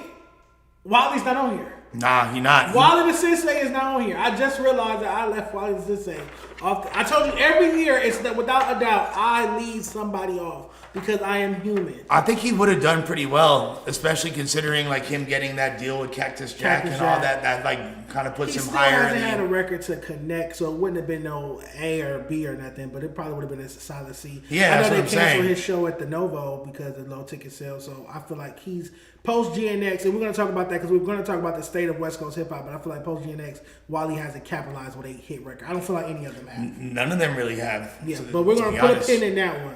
What are some other concerns with this LA Rap Report card? Whose grades too high? Whose grades too low? Before we debate the state of West Coast hip hop. I'm glad that you showed Ralfy a little bit more grace this time. I think that like he's been, you know what I'm saying, Tell him that I sat down with him at Exotic Pop on Monday, and he feels like his grade should be higher. I mean, I think it's 77C is love, right? I do. For if you look at the overall list, yeah, I mean it's one of the highest grades actually, bro. Yeah. Like it's literally like the third, fourth highest grade. Yeah, top five highest grades. He deserves a B. I mean, I would be inclined to give him a B for sure. I agree. He deserved like a higher grade, but like Record Ralfy was dope, and I know he's about to do the Record Ralfy tour, but Ralfy the Plug still has not had that record, and he's gonna blame it on him being independent. He has not had that record since the Slime Me Up Chunky Monkey, and that was a while ago. He has not had that bona fide buzzing. I'm not even talking about a Billboard chart. Right. Clearly I'm not. talking about a buzz, like a gang. I feel like that Diabolical one is that shit was kind of crazy. This Diabolical record. Yeah, he had a song called Diabolical. But it's like a buzz single. I mean, it was low key like El Presidente buzz more El than Presidente that. too, for sure. Yeah. That's older. That's like a year and a half before that. But last year he had Diabolical. He had a couple. I don't know. But I feel you as far as having the overall hits. But if you look at like what Stink Team did, it was more just like overall just overwhelming the game with just consistent output. And he feels like because records. of Stink Team, his impact should be higher than the 7. And I kind of agree in that regard, especially when like a lot of these rappers are still running with styles that Stink Team adjacent or 100%, or 100%. Yeah, exactly. Half these, including the fact that some of these dudes on here are actual Stink Team artists. You or wouldn't former. attribute that to Draco more than you would attribute that to Ralfy? You think they're copying Ralfy, or you think they're copying Draco? I think that Draco is for sure the primary influence, but I think that all of the original Stink Team rappers all left their own imprint in different ways. Catchy, rest in peace. Say So, rest in peace. I went to high Ralfy. school with Say So. Yeah, and I feel like he was bringing something. The biggest problem with Say So was just lack of output. But like when he would put shit out, it was dope. Yes. You feel me? Like Halfway Hoes was fire. Fucking Mary Poppins was fire. Like his verse on Backseat Bandits was fire. Like he was consistently making high quality music. It just wasn't consistent enough. No, but that's just who he was. He was off kilter like that. Yeah, no, he seemed like he was wild dude. Him and his girl damn near used to live at my house. That's like, crazy. Damn near. I used to have a couch in my bedroom. They used to sleep on that. There's an orange couch used to have in my bedroom. They used to sleep on that couch. And then even you got like former Stink Team artists like Remble. You know what I'm saying? Let's go to his. Let's talk about Remble. Yeah. Remble F. I'm not from LA. I'm from San Pedro. Pedro. Yeah, he shouldn't be on here. He should be on the San Pedro. Yeah, he's on the San Pedro. San Pedro rap program is sick. I'm gonna make that just to troll. That's fucking funny, That's viral. San Pedro. Who else is out there? Is you getting put on at the park or not? All right, so for consistency, because he finally did break his dry streak for 5 years or 4 years, no music. Is off the back? Is off the back a part of this, Loki? That collab he did with 4 Extras? Yeah. I guess that's not gonna save him from getting an F. But he dropped his JUCO project last year. And to me, it was lukewarm. The Blast record, Half Court Shots, it didn't stick. Mm-hmm. Nice attempt. It was too TikToky, too soft for a comeback. You've been gone for too long. You can't come back with a soft record. Right. That's something to follow up your big record with. Your big comeback record. When did it was? Where's Remble prior to this? That was prior to that, but that was standalone. That didn't come with a project. And I thought that was promising. I thought that showed because I was kind of like, as soon as Draco was like, oh, we don't fuck with Remble no more. I was kind of like. Off of Remble? Yeah, I was kind of like, fuck this fool. No, I was tuned in because he still got talent. No, exactly. Like in the back of my head, I'm like, I know this fool nice. Let me see what he do. And then like that song, after like a lengthy period, I want to say. I was like, okay, Rebel might could have like another one. You feel Video me? was dope because they had somebody else portraying them and all of that, but they didn't come with a project. He let that die. He dropped the Colors record with Mozzie. He let that die down. Well, then he had like the whole back and forth this with Ralfy, Not Like Us, which I didn't like with the do-rag and shit. I didn't like that. Because I feel like, and I always tell Ralph this, I feel like they could have made so much money together. For sure. Rumble, OTM, and Ralphie could have made so much money.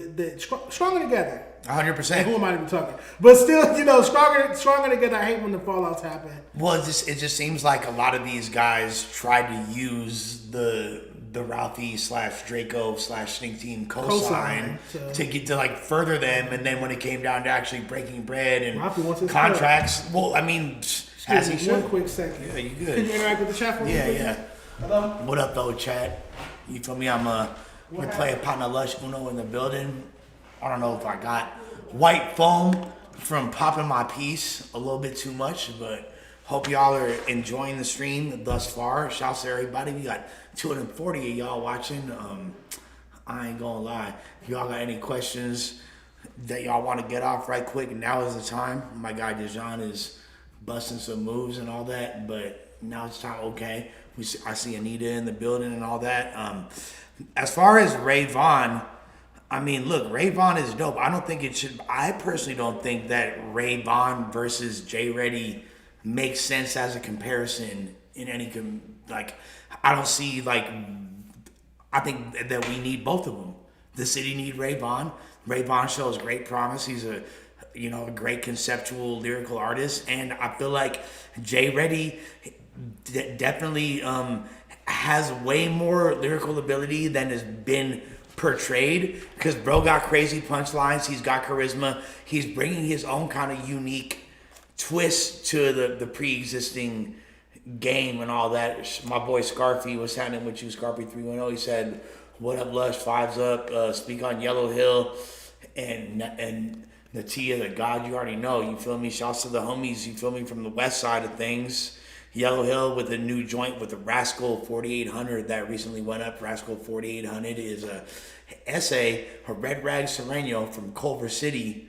A lot of people might not be familiar with, but he definitely, to me, is one of the people that I would have, wanted to see a review of, or giving. I feel like there's, I don't want to say underrepresented Rasa, like underwhelming Rasa representation, but there's a couple people that I would have definitely brought attention to, like my dog Rascal. You feel me, from Culver City. There's a few cats going up right now. Definitely. With that being said, I think it's dope that people actually care about rap, and that's why I'm over here with Dejon, because motherfuckers can say whatever they want, but bro really give a fuck about this hip hop shit, and I will nerd out as hard as anybody wants to nerd out when it comes to actually breaking down and dissecting the artistic elements of, not just because what I think one thing that Dejon focuses on a lot, which is underappreciated, is his understanding of the art of an actual rollout and a release and the whole marketing aspect of hip hop, which is dope to me. So shouts to bro, you feel me, for shit show. With that being said, shouts to West Arvin in the building, going crazy in the chat, popping it, gesture maxing to the umpteenth degree. Oh wow, quoting fucking my boy Frack from his King of the Dot season 1 battle versus disaster. I brought an extra one because I knew this fool would rip it in half. Is crazy. Okay, we can definitely talk about the state of battle rap. I think it's a progressive time in battle rap, and we're gonna start seeing a lot more momentum. Particularly why?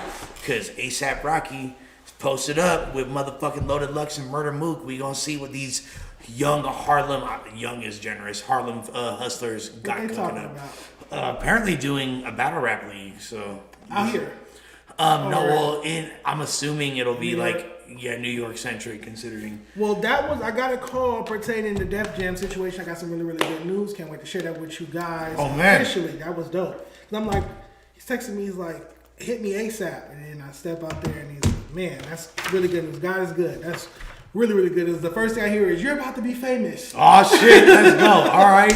But Don't forget about the little guys, Dejon. I won't. Where were we at? Let's go. I think, okay. Let's talk about Ralfy. Yeah, we was talking about Ralfy and all, and just like the overall. I think Remble was actually. Oh, Remble. Yeah. So Remble has an F because low consistency score. He's only dropped one project since 2021. 6 in versatility. He's not the most versatile artist. He's not going to sing. He's not making lady records. Pretty much his sound stays in LA, the LA sound. He definitely got punchlines. He definitely got dope flow, so he got good grades for that. Cadence flow. Fair. Foreign catalog only has 2 projects in the past so many years. No, outside of Touchable and Gordon Ramsay flow. What are some other big records? Hasn't had a big record in a long the Yachty one's his biggest one. Rock climbing. Yeah, for so sure. and that was 2021. So hasn't had a big record ago. in a long time. 6 in impact. Before we move on, Rumble, how do you feel about that 6 in impact? I feel like his name still holds a little. I think that's pretty generous considering. You don't think his name still holds? It does. I think maybe not. That's accurate. Okay. Because like right now he's not really in the conversation. He could be skill wise, but I think I don't know the particulars, but him falling out with Sting Team was very detrimental, and then not dropping hurt his career. Then wind up turning into like diss tracks, which even though like I thought that he did good on the Not Like Us, but it wasn't enough. You know what I mean? It didn't do the job. It didn't end Ralphie's career. To me, if I'm dissing somebody, I want to end your career, right? Not even. Yeah. That's the original term of a hip hop diss was you like MC ended Lady Antoinette with here we hot damn ho, here we go again, 10% diss. You 100% smoked her, never dropped another. Like, you're done. That's dude. I remember the idea of losing a battle was terrifying to me because I never get to rap again if I lose. It was literally like that, bro. And then inevitably everyone loses. But. All right, give me a challenge on one Lush. Who do you totally disagree? Whose grade did I just fuck up that you're like, oh no, Dejon, hell no. Okay. I think that so the highest is Shoreline the highest grade. The highest grade. What they got, a B minus? Yeah, they got a B minus. It's pretty. You were like not generous at all, and I'm glad you weren't. I think you're definitely holding people to the fire. So it's like I think the main one was the Capri Grams, but I kind of understand why. Yeah, when you break it down, like number for number. Dodie 6 keeps blowing up my phone. I swear to God, I'll show you. Dodie 6 keeps calling me because he got an F, and I'm afraid to answer. I don't think Jay Reddy deserved a 48. Let's I think talk that's about a bit egregious. Because he dropped a diss record. I'm gonna play it for you. He dropped a diss record called "Fuck the Report Card." Okay. He dropped that yesterday. Originality, he deserves more than that. By Lush. Why? Because to me, like if anything, like when I cite a 5. What's wrong with a 5? He sounds like Blueface. He sounds like to me he sounds like way more. One Take J. Okay, smidgen of Rimble. I hear Bay Area influence. I hear Mac Dre. Okay. I hear Mike Sherm. And a little bit of Draco. Some ism. You know what I'm saying? Like, where are you in the Draco at? I hear some Draco in there. There's a little, like, he knows the truth. He's more like funny than Draco wasn't funny. Draco is fucking actually hilarious. Yeah, but like in a cynical way. But yes, in a very cynical way. Cynical way. Yeah. Like he's more lighthearted. More Jay Brady's more that's why I gave him the Bay Area overtones. Okay. That's why I like the Mac Dre. Already Suspect said Young Kurt. Yeah. And I think that's a good comparison too. That's like a Mac Dre adjacent artist. So we're listing off artists, and I haven't met a 5. But okay, we're listing off artists that have not been cited in the context of LA rap in a long time. You know what I'm saying? Like, so Draco hasn't been cited. No, Draco has, but I don't think there's been like a LA version of Mac Dre with kind of more upbeat yet still talking about gangster ass topics in a, he sneaks his gangster innuendo in there, and so he'll always have a bar that references. I'm trying to be casual though. I'm a casualty. Yeah, he talks that shit. Even though we pimps can't nobody see us. I think Jay Reddy is dope. He's relatively new, like a 2 in catalog because he has now a regular him as his buzz record. First Prince of V8 doesn't come out till tonight, 9 p.m. It's out now, but it wasn't out when I was making this list. Yeah. So I just think that's I just think a 48 is I understand. Okay, Impact. He can't really get a high score yet because Four's Love. Although not only is regular him, but the joint with BZ2 Janky, the I Ain't Stutter. Yeah, I Ain't Stutter. That's going crazy on TikTok. 1.5 million views. Okay, so like that could give him like a 5 in Impact at least. Chef Boy has a 5. I would give Chef Boy more. I think we talked about that last time. I would give Chef Boy more, because that record became pretty ubiquitous. And guess what else that record did? Kind of started a whole sonic template now because vocal sample want to be right, because the Yaya record is very successful now.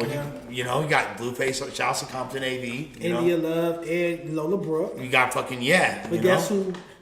Chef Boy had on Gang Gang Remix E40. Snoop. Not effective. No, he had E40 YGM. Okay, yeah. Gang Gang Remix was not effective. I was thinking of Underrated. Underrated had Snoop E40 and Money Start Sweat. Mm-hmm. All right, so you feel like where was we at 4 for Jay Reddy's lyricism? I mean, no, I think I would give him like a 7 or an 8 for lyricism. He's not talking about nothing much. Okay, but like this, so is all encompassing for lyricism substance? No, that's on the lyricism card, but you also have your punchlines, right? Metaphors, oxymorons, hyperbole, figures of speech. So I feel like he kind of win in some of them categories when it comes to entendres and punchlines. Not the most clever shit.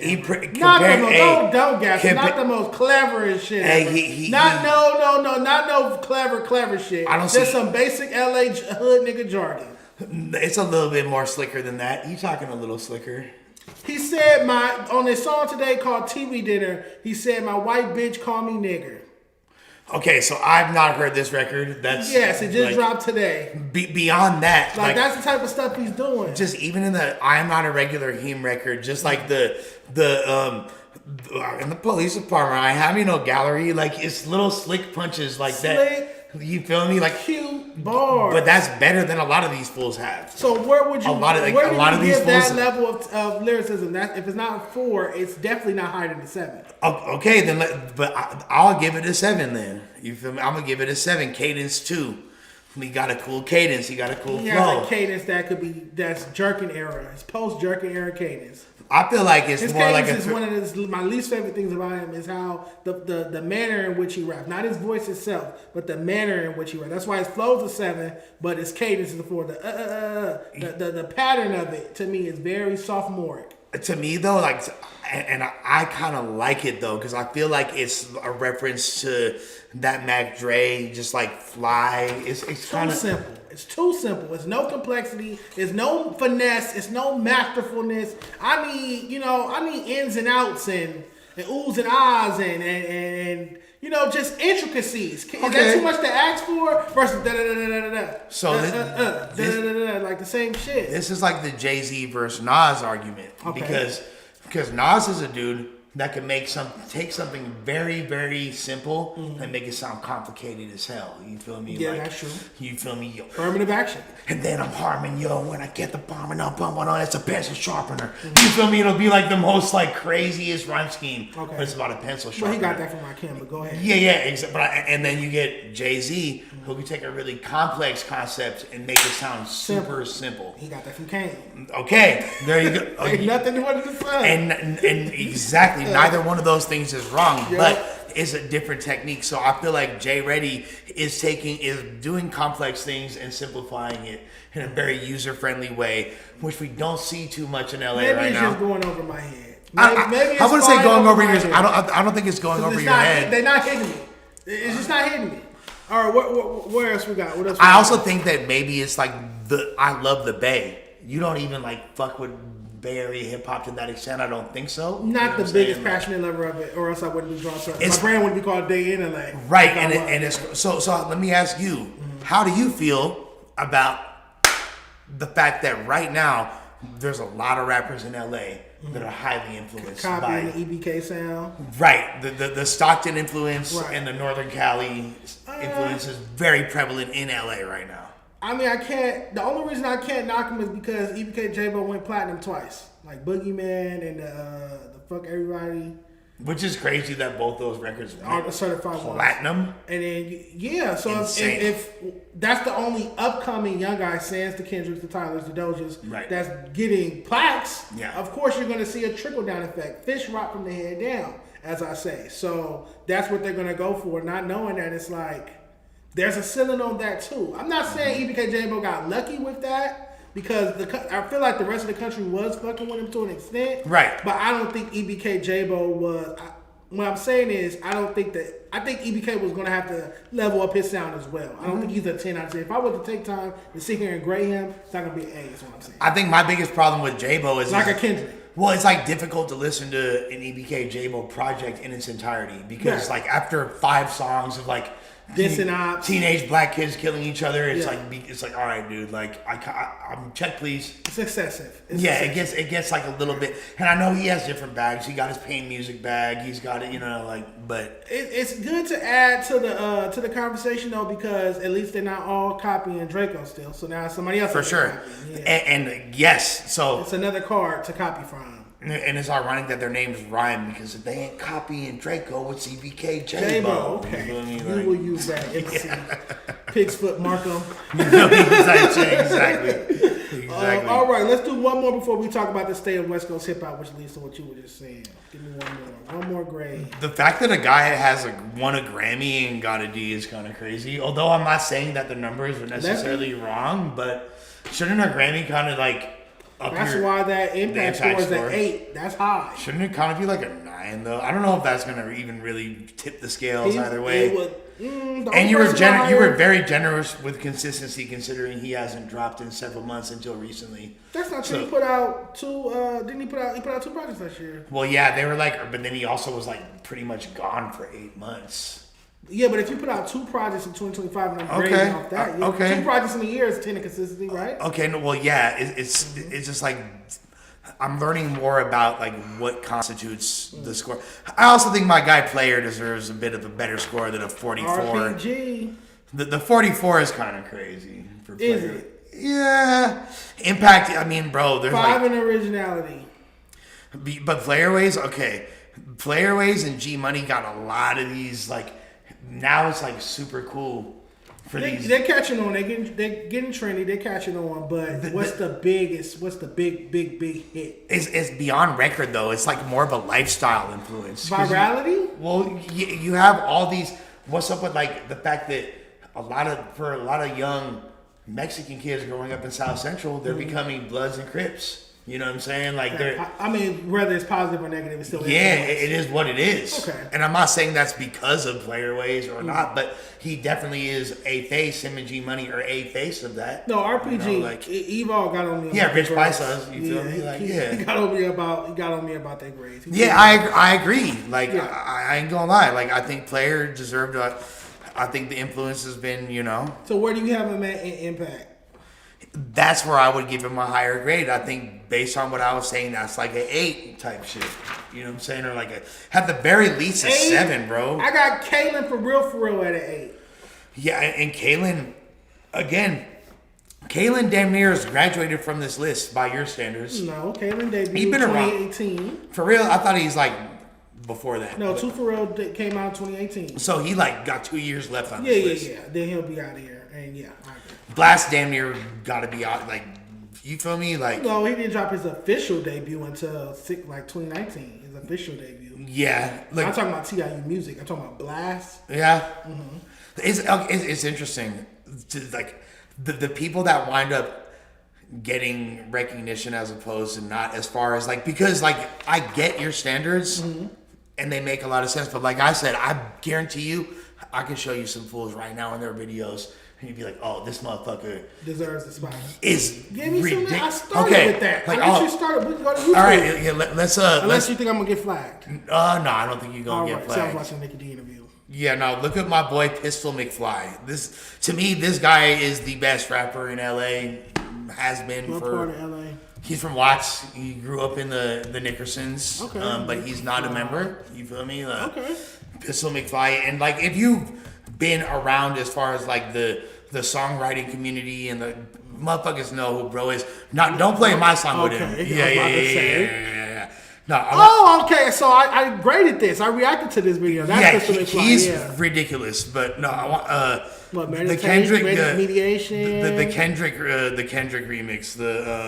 Which one? What's it called? The party. I'm gonna play it right now. This one right here. My Dirty Black. Yep. Play this right here. Find me someone in LA that rap better than this guy. Ones tight as they get. Hella sad it took. Find me someone that rap better than bro. I dare you. Boom bap. That's just this right here. Right in the midst of freedom and life sentences, decisions. Put a nigga in detention, but I learned from all my ignorance. Got homies who did it. Dizzy all the time, they constantly spinning. Eyes on me winning like robbing a Billy. I knew real Bobbies and Whitneys, man. You not from this city, and if you is, you wasn't outside really. I done lived in every section. Go ahead, ask many. Rest in peace, my Uncle Bobby. He was really trying to fix things. He ain't built the hood up for us to just break each other down in it. High tides, a few niggas drowned in it. Randy, they just wanna be down with it. Where I'm from, even squares learn to ride around with it. Been corrupted before I heard dog pound lyrics. Do you hear the punchlines? I'm hearing them. Drive like a new Urus, silenced a few critics. Mine on the blues, I'm trying to do it how Snoop did it. In all black, I feel like I'm Bruce Willis, the coupe tenant. Reach goals, then set new visions. Reincarnated, I look just like my dead niggas. Shit ain't just rap, it cut deeper than flesh. Now I could flow in my sleep, I used to pee in the bed. Dino GT with the pegs, that was me and them jacks. Auntie stay right on the deuce, smoking weed on the steps. I used to try to sneak and hit the roaches. Roaches made themselves right at home. Niggas outside, still homeless. It's mind-boggling. All of a sudden they conscious. They don't wanna fix the problems, just rap about them. You gon' stand by and watch a nigga at the party die. You know Michael Jordan never slid back with his 45. I'm immortal in certain eyes. They look at me and be like, oh God, oh boy, make sure the camera on. You really a pawn, and Philly you drawn. In my ocean you a prawn. Yeah, we prone to violence, left the plug and then he got charged. No, we don't rap, but spent his whole life behind bars. Nothing bigger than Mars. Yeah, infinity and beyond. If you love me, I love you more. Never put no money on your bro books. Use a mark, you gotta read between the lines. They be envious in they hearts. Went from put-ons at the park to getting parked up. Survival will make you smart. Ever lost a rally? Then your homies 6 days apart. Ever had no bread for the bus? So you had to walk through 7 different hoods. Got banged on and stood tall. You ever got cars and had the president? Bro, this fool's retarded, bro. What are you talking about, dog? I'll give him that. Come on, bro. What is wrong? How is this not better than everybody? Hold on now, Lush. Because I could play Epic Must Die. I could go to Osby, chill out the jungles. Mm-hmm. There are other Pistol McFlys. This archetype or whatnot, there are other artists that do that in LA. And they're on the report card. And there's a lot of other talented fools, and that's not to take, but I just have feel that like same format: lyrical, ghetto poetry, vulnerability, hint of shock value. But that's just kind of need a big everything budget. that you said. That exactly like I feel like if the project was put together, what would be? That's the manifestation of it. What would hold that back? What is that missing? You know what I'm saying? More creativity. So a good example of that is like what a Shot Belligerent does. Here's somebody with a message and lyrics, but I can add animation and color to it to keep your attention. Because that per se, I feel like if you push that out to the masses, it don't necessarily keep everybody's attention. But like this is like when you talk about the fools like Ray Vaughn, that's essentially. Ray Vaughn has a little bit more, and I would need to listen to more Pistol. I would encourage going strictly off of that. Ray Vaughn performance, give Ray Vaughn them same lyrics. He's gonna perform that with a little more vigor, don't you think? That's an interesting. Little more vigor, even 10% more. 10% more vigor. I don't know. I think that Pistol is incredibly nice and like on a different level. Ray Vaughn's raw too. Yeah. I feel like I would like to see them rap together. You feel me? Like dope cipher. But like you feel me? Like I would like to see. You feel me? Like chill. What's that? Her favorite color. You feel me? Like there's a bunch of fools. Like there's elite lyricists. But okay, so rap report card out now. Go leave a comment on my Instagram. Go cuss me out. Let's react to Jay Reddy's diss record. Yeah, let's do and that. then we'll have a conversation about the state of West Coast LA rap. West. All right, let's see. Hold on. Interact. Let's go here. No, I'm not gonna lie. Jay Reddy, the fact that he was that like quick about it. We got to give him points for that. Oh no, I love it. I love it. It's hip hop, man. Yeah, this way. Liz came out and you go in the studio. You know, he wasn't crying in my comments. That's how you're supposed to respond, right? Right. He went to the studio. This is how so Jason Cash dropped the D+ record when the first report card came out. Absol dropped this record called No Report Card. Eastside K-Boy dissed me. I forgot the name of the song because he wasn't on the report card. Little Vader dropped RuPaul. That's my least favorite one. That's hilarious. But to be fair, K-Boy meets the qualifications of predating. Not this one. He don't fit on this one. But K-Boy been around longer, 10 years than the report card started. Yeah, he was out in the mid 2000s. You feel me? Like that's what I'm saying. Yeah. So he was maybe G Malone. That would be his peer. Yes. He's from the New West, the first New West movement. Right. The pre-jerk era, or like adjacent to the jerk era, but like the YG type era, All right, we got a super chat from a bunch of numbers. NVRHDXF. $5. Shout out to you. Yo, I'm Jaleese homie Zay. I got a record with Jay Worthy, Spice One, and Bun B called Jive 95. Can y'all check it out? I'm doing my music review stream tomorrow. Go to rapreportcards.com and submit it. I will grade it. That sounds like a great lineup for a record and title, though. And we were talking about favorite labels earlier.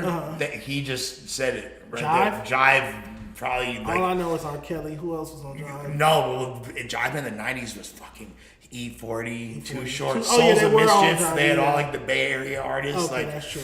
But then they fucked the clips over. Hence, sorry to the fans, but the Crackers were playing fair Jive. You feel me? And one more super chat, West Coast Chili, $2. Dejon, you should host a mixtape and handpick songs. I plan on doing that with the LA Freshman artist this year. We'll have an LA Freshman mixtape. Not literally you could be like the way R.I.P. DJ Crazy Tunes. Okay. And to me, he's one of the greatest DJs of all time. He was a DJ for Dub C and the Mad Circle, and he had that what was the name of that tape? It was compilation? Yeah. It was like LA, I forget, CT Experience. Okay. CT Experience. Amazing mixtape, bro. Yeah. This is The Game, Ice Cube. No, it's like early 2000s. Early 2000s, okay. Yeah, The Game, Ice Cube, fucking, like a bunch of fools that are like wound up becoming somebody like CJ Mack, like Bad Luck. You feel me? Like, yeah. Like a lot of the dope, Gangster from Linwood. You feel me? Like, you would love this fucking project. I gotta check it out. You will lose your mind. DJ Crazy Tunes. It was called CT Experience. CT Experience. And they have a video for every song. It was one of the first ever mixtape DVDs. Okay, Ben, I'll check it out. You will love it, Dejon. Let's react to Jay Reddy's new diss record. He's mad about his F grade. Let's check it out. Ooh. Fuck a report card. Fuck that report card, bitch. Gave me an F. Anyway, bitch, it ain't nothing. You came around sample?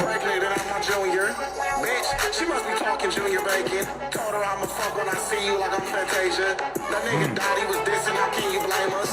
Like in the kid trying to open a can of whoop ass. I used to look up to niggas until I blew past. Cuban link around my neck, remember it was a blue rag. I influenced my section, niggas ain't do that. Bitch. I influenced my section, niggas ain't do that.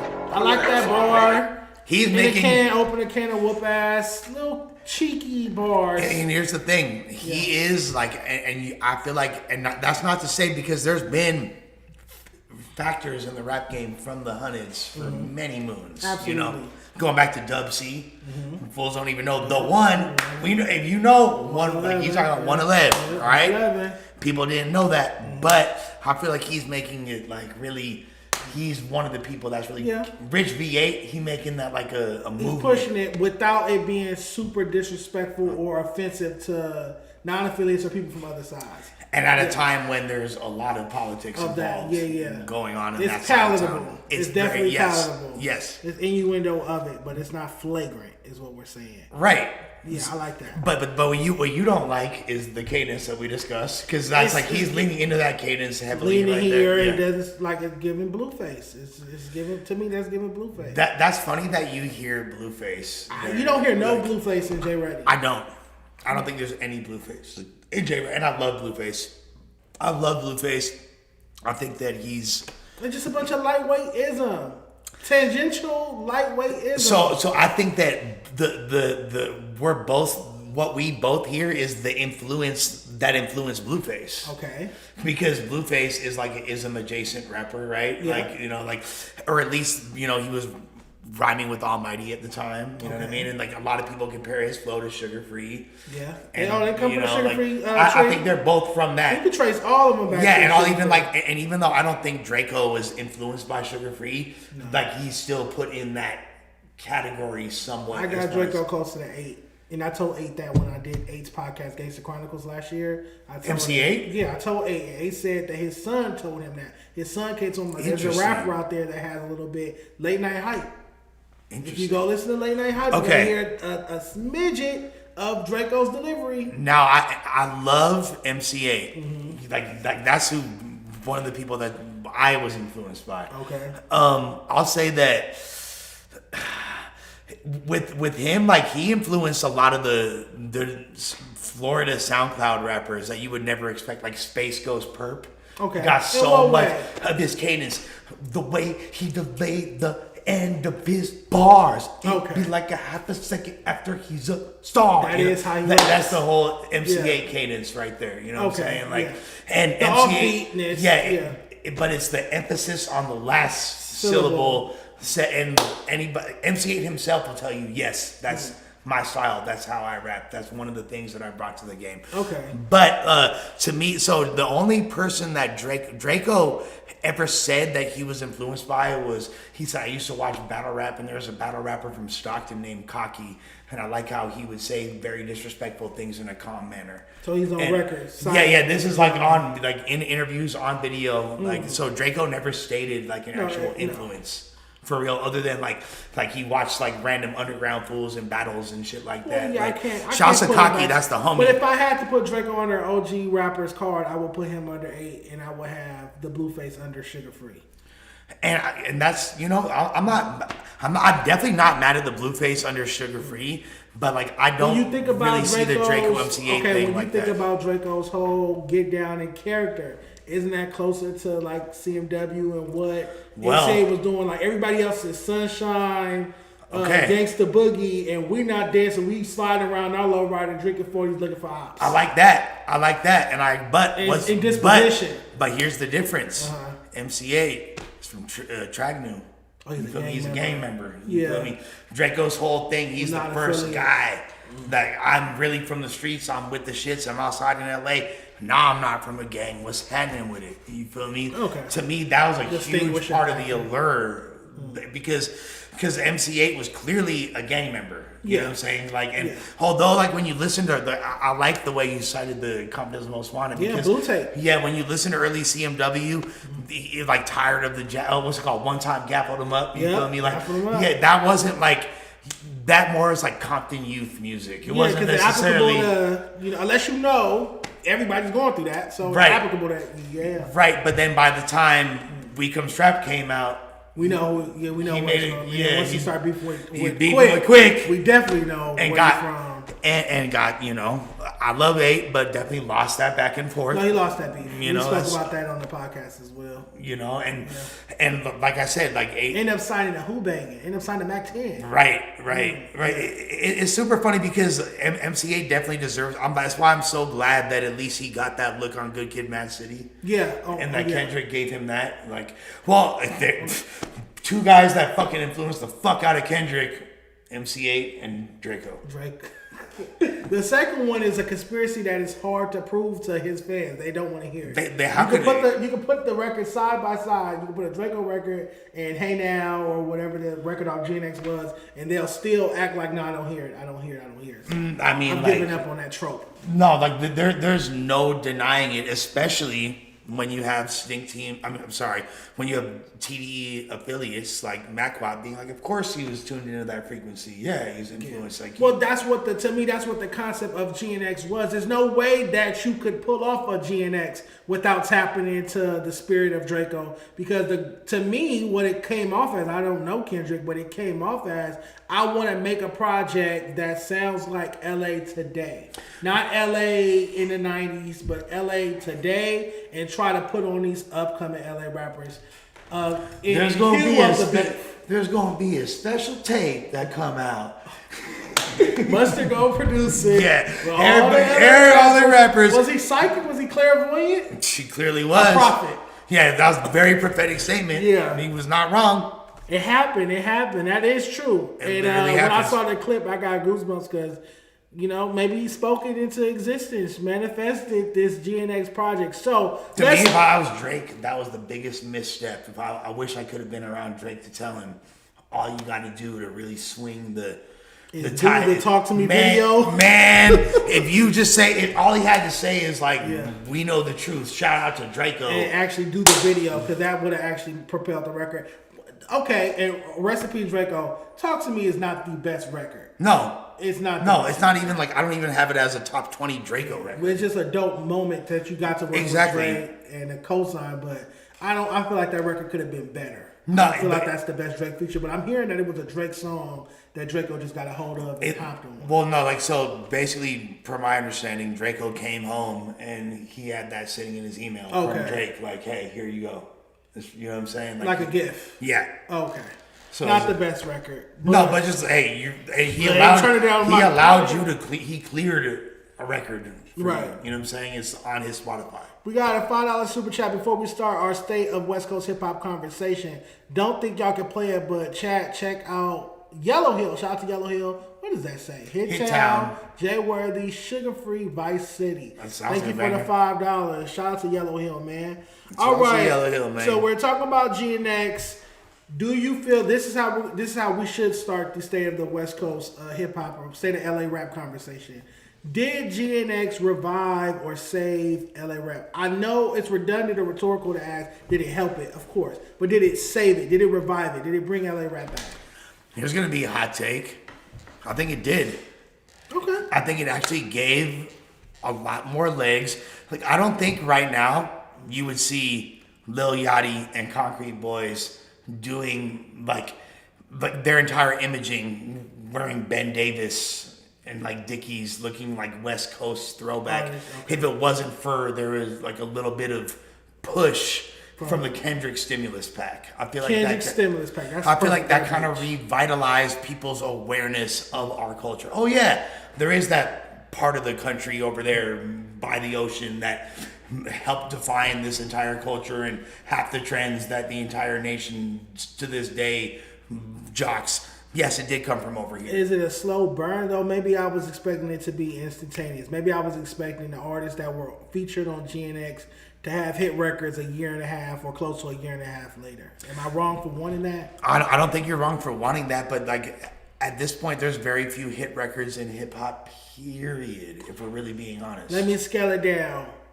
Buzz records. Okay. Why don't the artists from GNX have a Gang, a Ya, even like local hit records? Like we haven't seen Chike, Wally, Peso.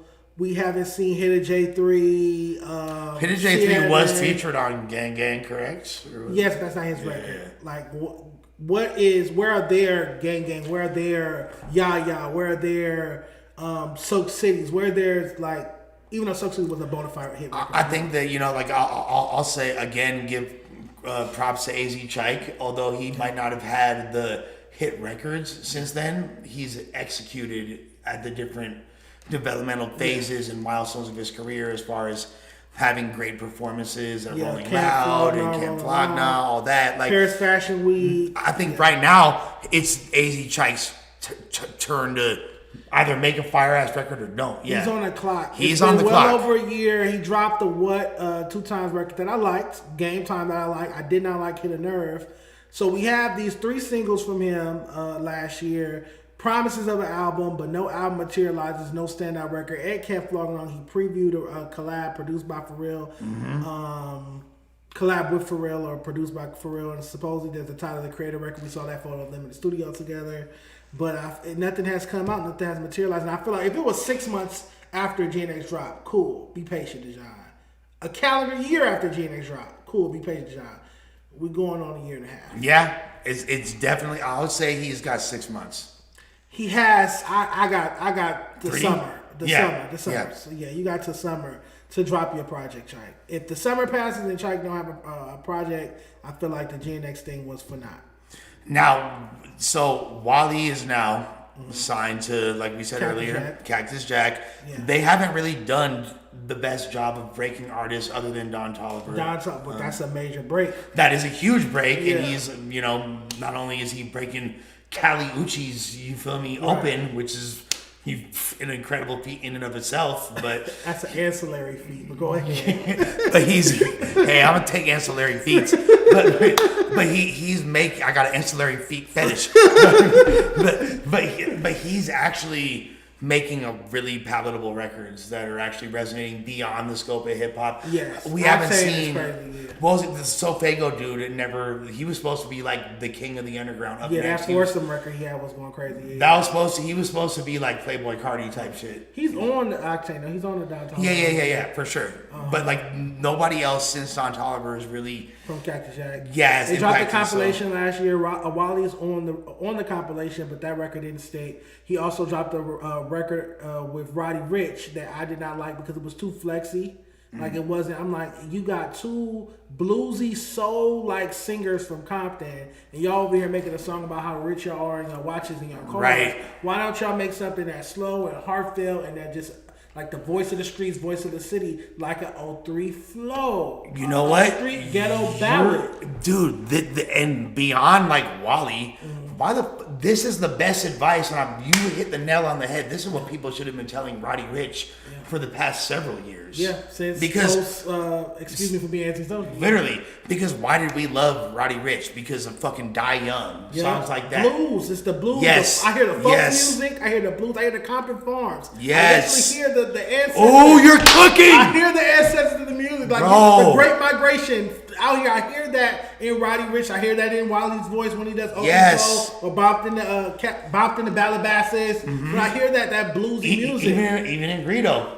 It's in Greedo from the Watts connection. Yeah, it's there like a rural voice. Like it's needed. I don't want to just hear for you sure. talk Parents about your came from the South and all that. You feel me? Like you tapped in. You knocked it out the park. That's what it should be. the Compton, like rural Compton influence. Yeah, like, Compton and Watts have that. Yeah, Compton and Watts have that. So when I'm over there, because my family's from over there, you feel it. It's just in the soul. It's in the air. You feel that connection to your people back down south. 100%. And that's why I like their music was capturing it, but the single that they did together doesn't capture. It's too commercialized, and that's why like True Car sound like so. From the South, Louisiana, 100%. It's also True Car. So that was the first stop when you got. That was the first stop was the Project in Watts and Compton. Historically, that's where black people moved to first when they came. 100%. Yeah, that was our first. I want to say the first places that motherfuckers were allowed to buy land type shit. Yeah, you feel me? Compton and Watts. So with that being down Central, right. So with that being said, that has been the biggest like misstep in Roddy Ricch's output the past several years. You nailed it. Not to bring that sound back home. Why are you trying to flex, bro? Like we need that pain. Like especially when the Rilo Rodriguez and the Rod Waves. Pain music is so prevalent, but we can't get our best singers or rap singers, melodic singers to sing the blues anymore. So yeah, Wally has a single out with K Camp now. It's better. It's a step in the right direction. But to me, if it ain't broke, don't fix it. Scandalous. You hear, I got him trying to kill me. You hear the blues. 03 flow. You hear the blues. Go back to that. Give us a mid-tempo or slow ghetto street ballad with your heart and soul. I feel like Wally will be back like this, and he'll be able to sell out the Novo. I agree because Future, like pretty much when we first heard Greedo, a lot of people are like, "Oh, he's like a doper version of Future from Watts. Like he's like LA. He's our version of that." Yeah. And now there's kind of a void because people aren't really. They forgot the from Watts part or the from Compton part. You know what I mean? They're just the asterisk. Yeah, they just wanted to go straight to, "Oh, we're in the game now. We're trying to make universal music." No, you got to keep the roots. I should be able to hear the roots.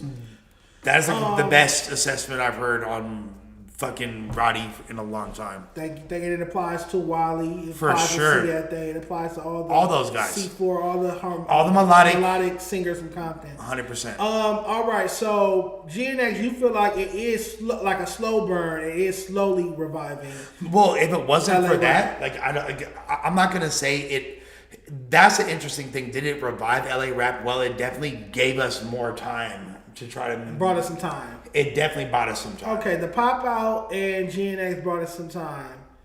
to not be completely looked at as just this antiquated, unique provincial like region that only caters to itself. Okay, what are some of our biggest problems on the West Coast or in LA particularly? What are the problems with LA rap from your standpoint? I just think the biggest problem is that because we're located so far away from other prominent regions in the culture we're isolated. So people don't really relate to not just our topics and what we're talking about, but our tempo. They're not BPMs. They don't fuck with our bounce. You feel me? They're not and when there is a record that transcends that, like a Soak City, it's the exception to the rule. This is the Tyga type record, or really we know it really as a bopster, a gentrified ASM That's bopster. why I knocked 3-1 Baby in originality. 100%. That's what it was. So tempo, that goes. I feel like OT Genesis was one of the artists that was able to get around that because he made records with tempos and BPMs that were more adjacent to down south. He didn't sound like an LA rapper. Yeah, a lot of people didn't know that he was from Long Beach. 100%. But the problem with an OT Genesis is nobody's gonna be like OT Genesis. Nobody's gonna put him on a top 10 rapper list. You rarely see OT Genesis featured on the that. funny thing is, he could actually if you watch them freestyles he was doing, rap. Bust He's signed gifted, him, he could spit for real. He's never way better than people. I guess because he was a singles driven artist, and to be on those lists is kind of where's the album? Where's the classic album? Where's the classic mixtape series? Where's your I'm Your 1, 2, 3? Where's your Crenshaw? Where's your Mailbox Money? 100%. Well, he was in danger of being a one-hit wonder for a second. You know what I'm saying? And there still might be people that put him in that category. I don't consider him a one-hit wonder. You got a couple Cut It. Cut It, and then even that I look real good today. That was but he's to me he's maybe better lyrically, but Compton AV too. Every couple of years, AV catches one. Run Me My Money. For sure. Money Dance. AV's been doing that for way long since 2005. Since for real. Pre-jerking. 100% pre-jerking. Compton AV deserves way more credit than he gets. I agree, but 1,000,000%. I always say, when you're not, if he had a My Crazy Life, he would get it. Yeah. When you don't take time to compose that timeless, that capsule, to encapsulate your whole life story in that body of work, it's a reason that all the other greats have done that. I think you're not wrong. I think that people would really enjoy seeing a cohesive body of work from AV, especially because what people don't know is that I'm pretty sure y'all could tell that he raps good. Yeah. But I don't think that people know that he actually raps really fucking good. They'll never know that because everything is a party dance record. People don't know the full extent of what he's capable.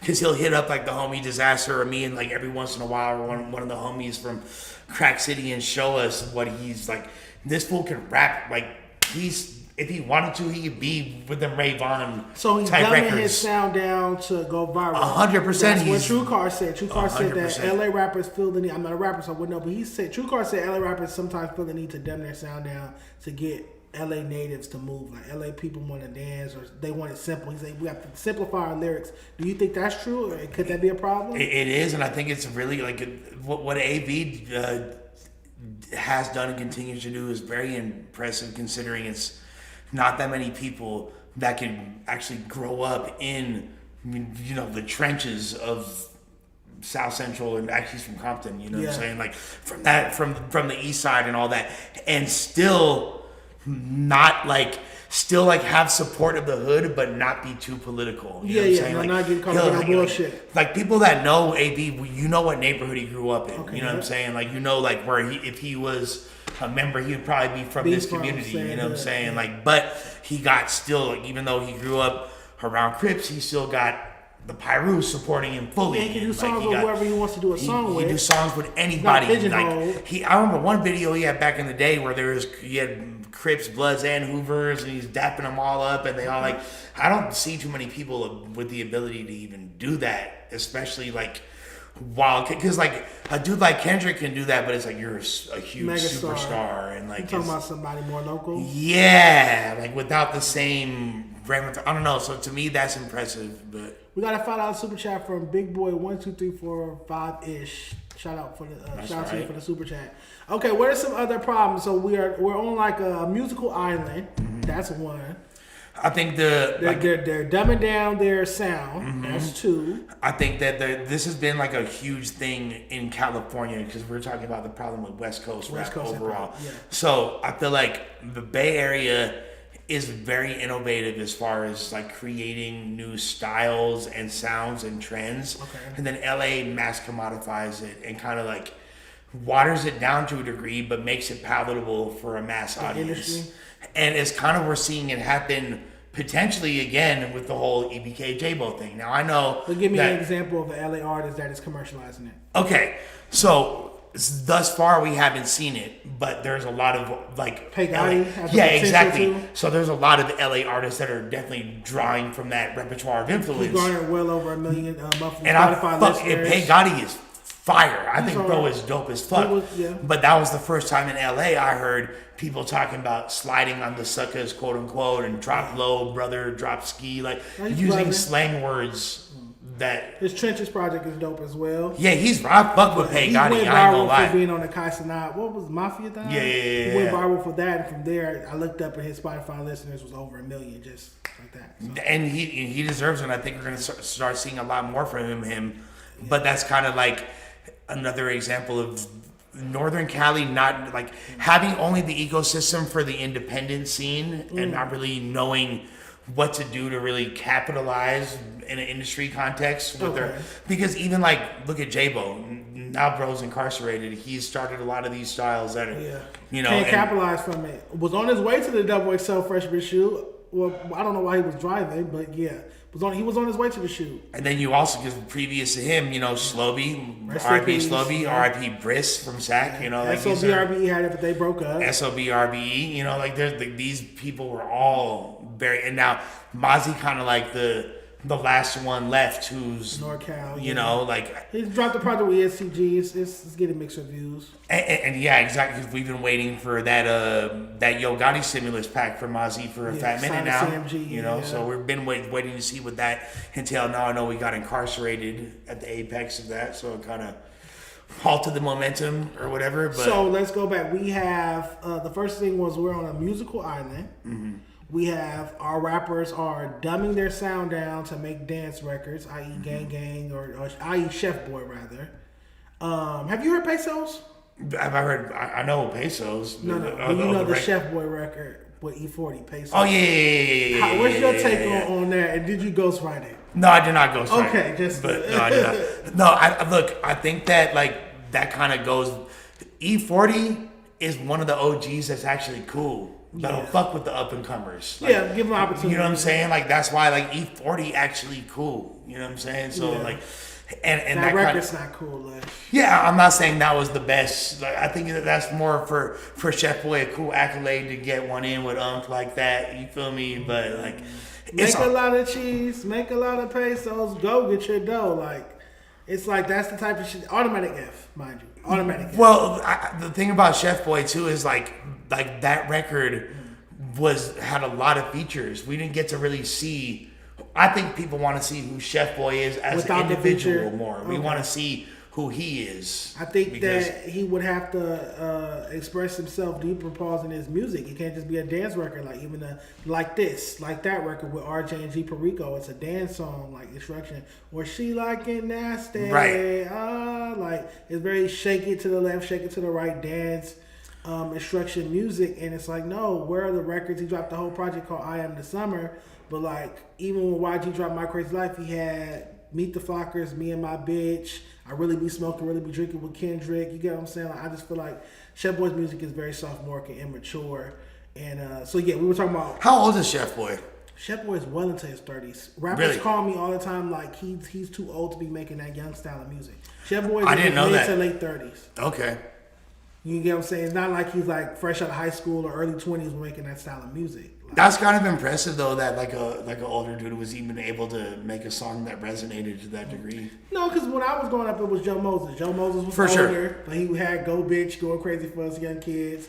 So it's always been there. But Joe Moses was so lyrically gifted. People forget that he was supposed to be him though.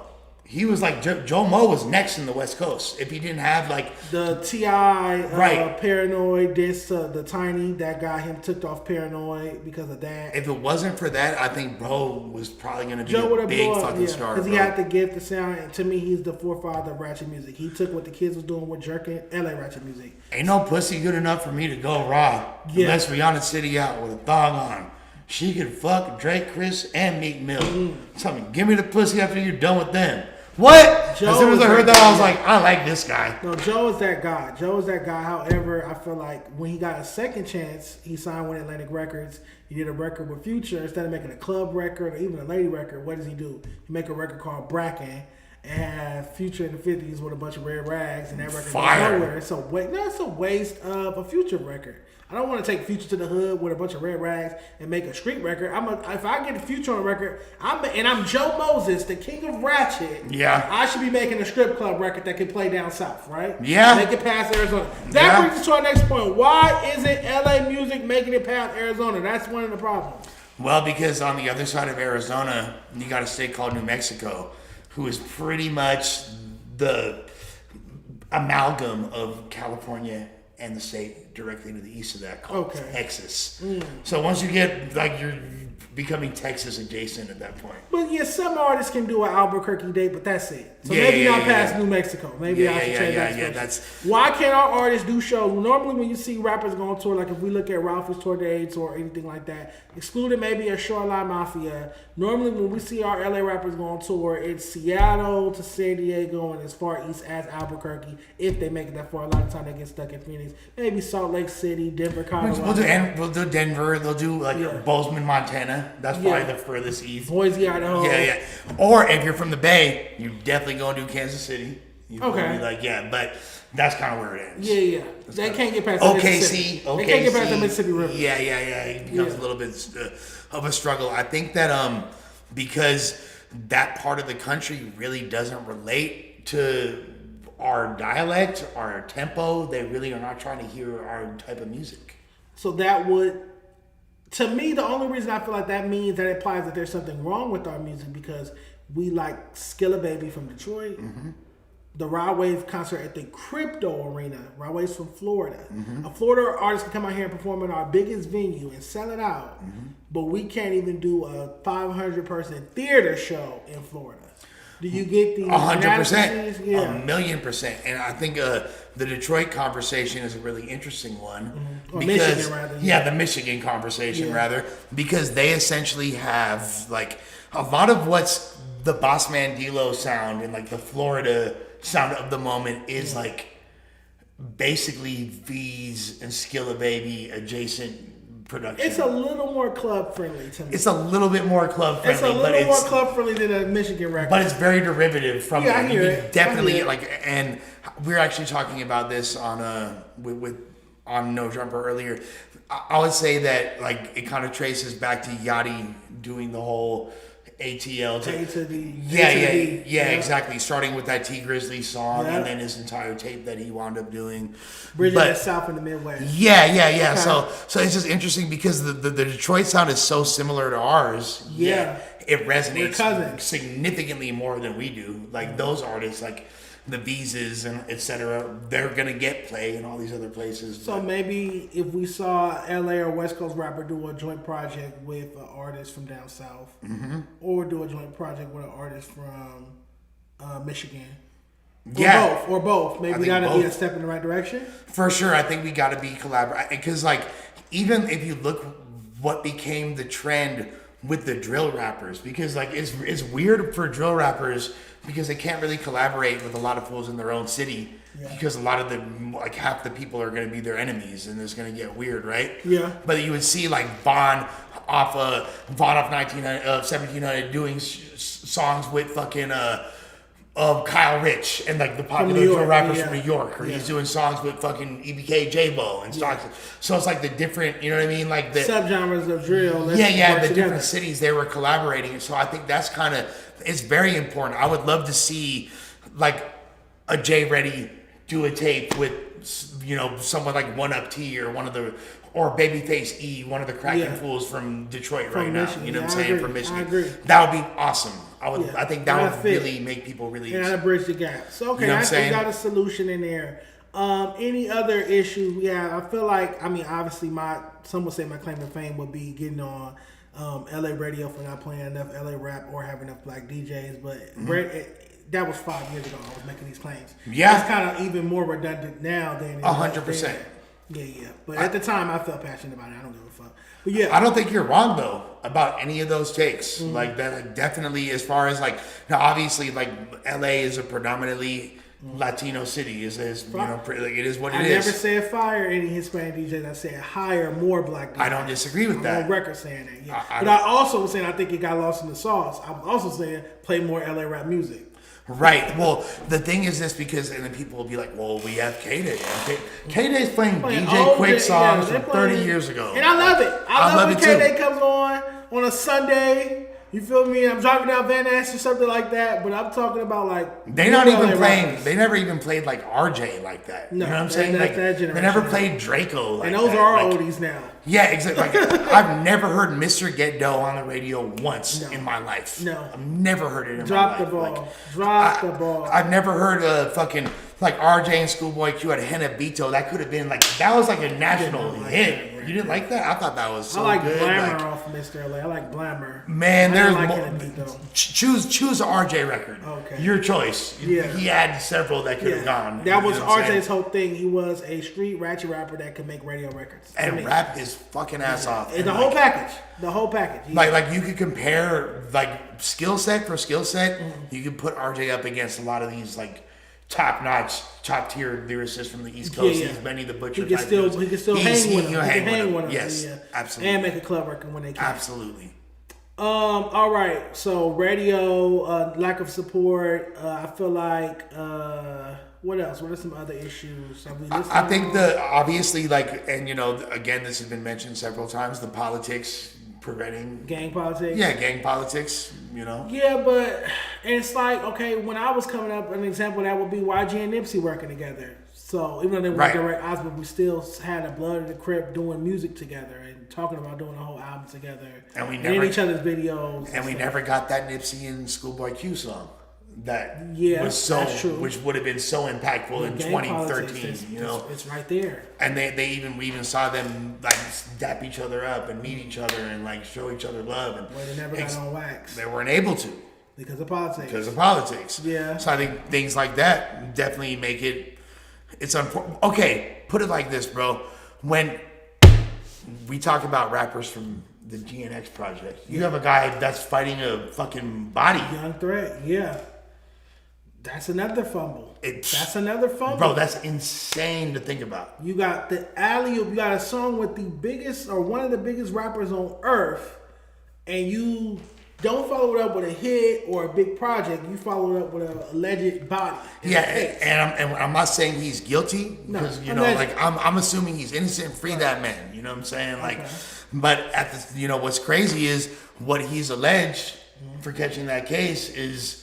Supposedly another artist who's a very talented artist, and all this is alleged. All this is alleged, you know what I'm saying? But like Long Live Bands, that was my dog. You feel me? I fucked with him. And it was a great dude, you know what I'm saying? So that was shouts to Bands. So that's just the LA street politics too. Boom. Who'll give us another example of we have artists potentially that have ended each other's lives, bro. That's crazy to think about. What's another example of some new LA rappers that can't work together because of hood or street politics that we would like to see work together? Great question, because there's so many. Like literally, okay, like for example, we'll never see, and just even thinking about this shit is crazy to say, but like any of the fools from.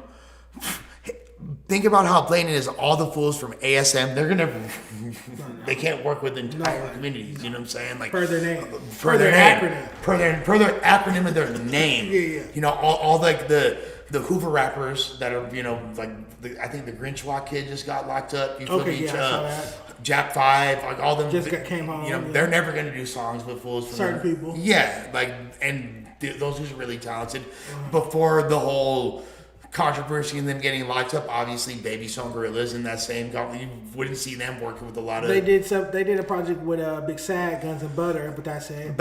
And so like they politically line up. You know what I'm saying? Those gangs actually fuck with each other. I know it's Bloods and Crips, but like Gangsta Crips and you feel me, them Bloods are cool with each other. Okay. So those hoods is cool with each other. So like that wouldn't have been prevented. It wasn't too far fetched. Yeah, like so there's a lot of examples, but it gets to the point where we can't even have those conversations because it gets so political. I think the biggest example of that is like a Stink Team artist.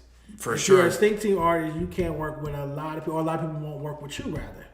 Because you're affiliated with Ralfy or Stink Team or being under Draco's camp. 100%. Like, you know, there's like that's gonna cause a divide, and then that gets deeper into certain politics. Like you can't work with an Inglewood rapper. If you're a Stink Team rapper, you're not about to do a song with an Inglewood rapper or I don't think do a music video with an Inglewood rapper if it gets to wax. I don't think that like anyone from Stink Team or that Stink would be doing records. Would be down to do a Shaik or Rucci and stuff like. Even though Shaik's not from Inglewood, even though he's not, but he is like yeah. you know what I'm saying. Even like that's what I'm saying. Like Inglewood adjacent artists, like who like it really.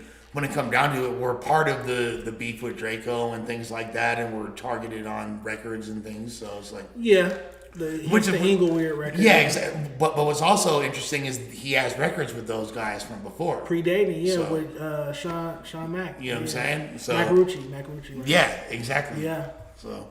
All right, the politics definitely ain't helping shit. No, they're hurting. They're hindering. So gang politics. Our rappers are dumbing their records down.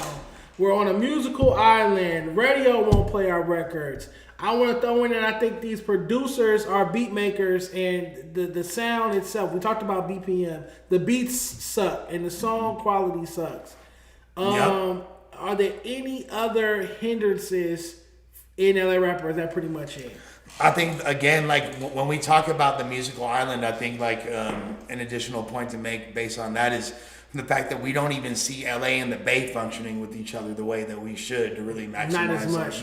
Like it's not united. Yeah, like even like us doing records with fools from Detroit, that'd be amazing. But we're not even doing records with fools, our own cousins up in the Bay. That's true. I saw Mozzie and Caleb for real dropped that joint project a year ago. That's about it. We should be seeing all kinds of shit like that on a regular basis. Yeah, I would like for here's a great one, and I don't know where they're at right now, but like Ralfy doing a joint with All Black. You feel me? Like All Black and Ralfy, some shit like but that. That's not far fetched. I don't think it's far fetched. I think that'd be a dope fucking EP. Feasible. Yeah, I think we need to see shit like that, bro. I think that would actually be really exciting, and just like because it goes back to underutilizing the influence of the Bay and not really knowing what to do with it, and that's kind of that miscommunication. I think once we get that figured out, we will see a lot more legs. Okay, now hold on. You're saying that we're not properly utilizing the Bay Area as a greater resource than we're seeing it. We're not properly utilizing the Bay Area. Like, because fools still are taking, and when I say, like, I know Stockton's not the Bay Area. Mozzie's from NorCal. Yeah, exactly. I know. You guys know what we're talking about. NorCal, Bay Area. I lived in fucking Oakland for 13 years, bro. Like, I scuffed my chucks more than the majority of this chat, even if they from out there, in that exchange where it could be for trying to replicate the formula of the success of gang. You know what I'm saying? Because I was a huge record. He's like, fuck it, like, this is what the labels want. This is where the money's at. But we want to hear your story too, Express what's on here. Make records that move you. Until you do that, you're not going nowhere. The record needs to move you. 100%. In order to move me. Yeah. And like I was saying, like when you weren't in the room, I was like, one of the things that I feel like you focus on is the artistry of a rollout and the promotional element and the videos and like all the other things outside of the music. The storytelling, which kind of like encompasses and like contextualize a release properly. So I think that artists really need to take all that into consideration as well. Yeah, for real, because like that, I think that like what you're doing is showing people this is how the general public is gonna perceive you, and this is why. It's almost like you have a communications degree or something like that. I dropped out of college. I went to CSUN. I dropped out my sophomore year, but I was gonna major in marketing. Yeah. And but to me, that's just a hip hop fundamental. I feel like low key the sixth pillar of hip hop would be like business, like hustlers. You get what I'm saying? Like, I feel like that always ran with us, whether it's Russell, Andre Rail, Diddy, Dame Dash, Master P. I feel like that's like a silent Back pillar to Sylvia of Robinson. Sylvia Robinson. You feel me? Yeah. Sugar Hill, yeah. Yeah, like that's our thing. That's always been there. I feel like a part of hip hop. Absolutely. Yeah, it's needed. It's definitely even the report card itself. When Kool Moe D dropped this album, you open up the album, the report card was in it. That was his rollout. This was Kool Moe D's rollout. He gave himself a high grade. LL Cool J, who he was beefing with, a lower grade. Everybody else lower grade than him, knowing damn well he wasn't a better rapper than Rakim. For sure. But whatever. He gave Rakim and them a lower grade than him. That was his rollout. The That's report dope. card was a rollout. That's dope. Right there. Like so. That's why that's so important to me. What I do is a rollout. But all right, we've addressed the state of West Coast hip hop. We got a couple more topics before we get out of here. Shout out to everybody in the chat, palm trees in the chat, cocaine bots in the chat. You already know, man. Hey, it's always when me and Dejon, it's gonna be a dope conversation. Always. This is the best hip hop content on the West Coast right now. Look, what we have right here. I ain't gonna lie, bro. We need to shop this show. Like, what's better? Yeah, no. Like, what's better? This Like, is everyday struggle to the on. 10th degree. This is West Coast everyday struggle. You feel me? I'm Ak, you're Joe. We need to shop this show. Literally, bro. We need to shop Literally, this. bro. Like, all no right. cap. But let's taking it off strictly LA or strictly West Coast, because we kind of touched on, it's over here, I don't know why I'm looking for it. We kind of touched on Rimble falling off. And I saw in the Adam, shout out to Adam for his interview with Ray Daniels. Dope interview. Great interview. Almost done with it, not finished with it. But so far, it's one of the best interviews I've seen from Adam in a very long time. From the No Jumper platform, in my humble opinion. And he was excited about it. He was like, yo. Really? Yeah, he was juiced about it. Because I love Ray. Ray just gave one of the greatest takes. He said there's no music platforms. There's nowhere for you to take your artist to go perform. And those type of takes are going crazy. Well, he basically was saying, he basically said that, like, the Draco situation soured him from the entire industry. Like, really? Yeah. Like, yeah. That was put like a bad taste in his mouth? Yeah, like, okay. I think, like, yeah, I would encourage you to watch it in its entirety. I gotta finish Yeah. But no, so I did get to a clip of him saying that he was the A&R at Warner Records that was integral in Rimble joining Warner Records during the pandemic, and that Rimble, after the murder of Draco, Rimble didn't do any shows. I know that to be true because Rimble's only performance, to my knowledge, is the pop-out. Yeah. Imagine your first performance being in front of 20,000 people at a Kendrick Lamar concert. Yeah. And I haven't seen Rimble perform anywhere. I've never seen Rimble performing at a club. I've never seen Rimble performing at Roxy, Observatory, Regent. It's funny because, like, watching that interview, bro was basically saying that, like, Rimble had super industry buzz at that time. Yeah, and of course. So I think that, like, and I'm assuming that was based on, like, the virality of rock climbing. No, that was before rock climbing. That was Touchable, which ended up going gold, and Gordon Ramsay freestyle, and Ruth Chris freestyle off the Steve Draco. But still, like, that same era, essentially. Yeah, that same way. Yeah. And but like, rock climbing came out after the project, is what I'm saying. Okay, his project is Rimble. For sure. But I think, the fact that he had, like, a song with the national act and was kind of had a standout verse, I kind of feel like that even further absolutely had people perfect like follow-up single clamoring for. But, like, I guess he didn't follow up. He didn't follow up. I think he kind of thought that, hey, the label's gonna do something. I got a gold record. I got a song with Yachty that's buzzing right now. I'm not gonna hit the road and start doing shows. I'm not even gonna do shows in my hometown. Right. I think it's a misstep. He also, I think, kind of realized due to the politics, it might have been a little bit tricky for him to pop out the way he wanted to. I don't know. I feel like if you signed to Warner Records that you could get some security. But I'm also hearing, like, there was an A&R I used to be close with at Warner who told me, like, Rimble, at the time, Rimble had never even stepped foot in the Warner office. Like, they signed him remotely. Huh. Like, he was like, we can't even get Rimble to meet us at a restaurant to have lunch. I'm surprised he did that. He was signed to him but never met him. Mm-hmm. That's crazy, right? That is insane. Yeah. Like a digital signing. Yeah. I didn't even know that was a thing. That's what they were telling me, yeah. He's just so elusive, you don't even want to... Who are you, Capri Grams? Yeah. So Rimble, I definitely was interested in that conversation about Rimble not being somewhat... It sounded like he was afraid to do shows due to safety. Shows out here, at least. I mean, that's shit. Like, I feel like that A Day in LA show was such a fucking disgusting, you know. That was not called a day in LA. Don't No, it was not a day in LA. Sorry. Once upon a time Once in upon a LA. time in LA. My bad. Don't conflate that. Knock on wood. Yeah, no, for real. Yeah. I'm not gonna let the devil use me. But, no, for real. Once upon a time in LA. That one, I feel like it was just such a. They was wrong. Mishandled that. They shouldn't have had those two camps there at the same time.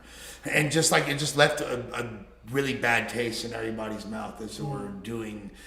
It took to this day, even within Los Angeles. You still don't see those type of events unless Kendrick did it with the pop out and he excluded Ralfy and the Stink Team from performing. They didn't even say Long Live Draco at the pop out, which would have been nice to have on the screen after it said Long Live Nipsey. I feel like Kendrick really wanted to like couldn't. Like I don't Politics. know, like because he's alluding to it like in the Squabble Up video, you know, that whole we know the truth or whatever, and he like does the eye roll and all that, like that is the homage. Lightweight homage. That is the homage.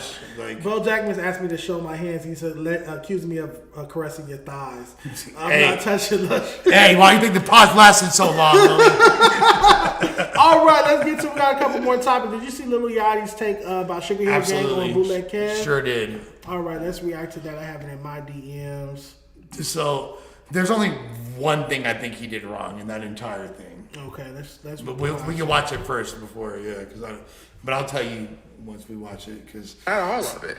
No, you're right. There's some stuff out there but it's so crazy. I remember in 2016, before I did my research, I didn't know this. If it was 2016 and I knew it was so much bullshit in the 90s, I'd be like, yo, y'all fucking tripping. You know what I'm saying? It was a lot of weak ass shit going on out there. And just to be, and I'm like, actually, you know what's so crazy to me? I think about all the time. I always think about the first song in hip hop. I hope this don't frame me. It probably will. And I always think about a hip, a hop, a hip. Rappers Delight? Up and the boom, da, take a bing, you know what I'm saying? And I be thinking like, damn, bro, y'all be really acting like we just just couldn't, like we was the only niggas saying some shit that didn't make no sense. You know what I'm saying? Niggas was hipping and hopping and I'm like, come on, bro, that shit was weak as hell, bro. Like, niggas be acting like, no, bro, come on, yeah, I do unshoe my brother to the store and I went in the grocery store. Hey, come on, bro. Y'all acting like that shit wasn't weak. That's not all of it. No, you're right. There's some stuff out there that. All right. So, what do you feel the one thing he did wrong, and what's your take on what he said? So, before even that, like I said earlier, Wes, this is part of the Kendrick, the GNX effect. Is Lil Yachty and the whole Concrete Boys that scene. attire. Well, yeah, that attire. Come on, bro. Would that have happened without GNX? Potentially not. Potentially not. Yeah. But I mean, clearly he was already tapped in when he had the record with Rimble. So. Yeah, you know, Yachty know what's up for sure. But it's interesting that one of a dude that I consider one of the most fashionable rappers is walking around cosplaying like is LA using, rapper. Okay, him and his crew. Okay. So I think that's notable. I think that I agree with what he said, except for when he said that's whack, because at the time Sugar Hill Gang was fire. Now, by today's standards, it might be whack. In 1979, that was fire. Well, I wasn't alive, but to my knowledge, I wasn't either. The hip hop, you wasn't alive in 1979? I'm born 81, December 81. Oh, I thought you was the 70s baby, Lush. Come on. 81's like essentially the 70s. So, hold on. To my knowledge, the hip hop community shitted on Sugar Hill Gang. Grandmaster Caz obviously felt ripped off. Yeah, so that was a violation of culture. What they did, jacking rhymes. For sure. Like from the very small, they were sellouts to the hip hop. I mean, hip hop was still small. 1979. Yes, hip hop was still small. 6 years old type. Yeah, hip hop was still in its like it was still a child, still a kid. So let's not act like Sugar Hill Gang was critically acclaimed in the hip hop community. It was a commercial record. The other peers hated that shit. No, for sure. But like this is they felt that they were sellouts. True, but this is pre like Melly Mel the Message. This is pre White Lines. This is pre socially conscious rap that people were aware of in any capacity. Even most of the rap records that people like from that time, they might have injected elements of social consciousness, and you could even look at rap records that predate hip hop, like from like the Watts Prophets and things like that, and like these groups that were incorporating rapping. Yeah, there might, but really most of it is just rocking the party, and That was party music. It's party music, It was bro. party music. Funky Four, Pleasant Wine. It was party music. Don't get me wrong. So them being so Sugar Hill Gang was right on par. That wasn't whack at the time. Although I think Treacherous 3 thought that Spoonie Sugar G, Hill yeah. Gang was whack. for sure. I'm sure that For sure. I'm sure I can find the footage of them thinking like hating on them niggas. No, 1 million. Like y'all gonna take percent. what we doing in the parks and at these parties 100%. and at these competitions, and y'all gonna take it and put it on wax and commercialize it and sell it out. The same way I'm sure jazz musicians in the late 1800s and very top of the 1900s Right. was like, oh, now y'all going to sign to OK Records, Mamie Smith? Are you 100%. doing Bessie Smith, Columbia Records, My Rainy Columbia? You gonna take Right. the blues and jazz music that we've been doing since the late 1800s in the Bayou and put it on wax for these crackers 100%. and let them press out and sell 1 million copies? It was looked at as selling out, is what I'm saying.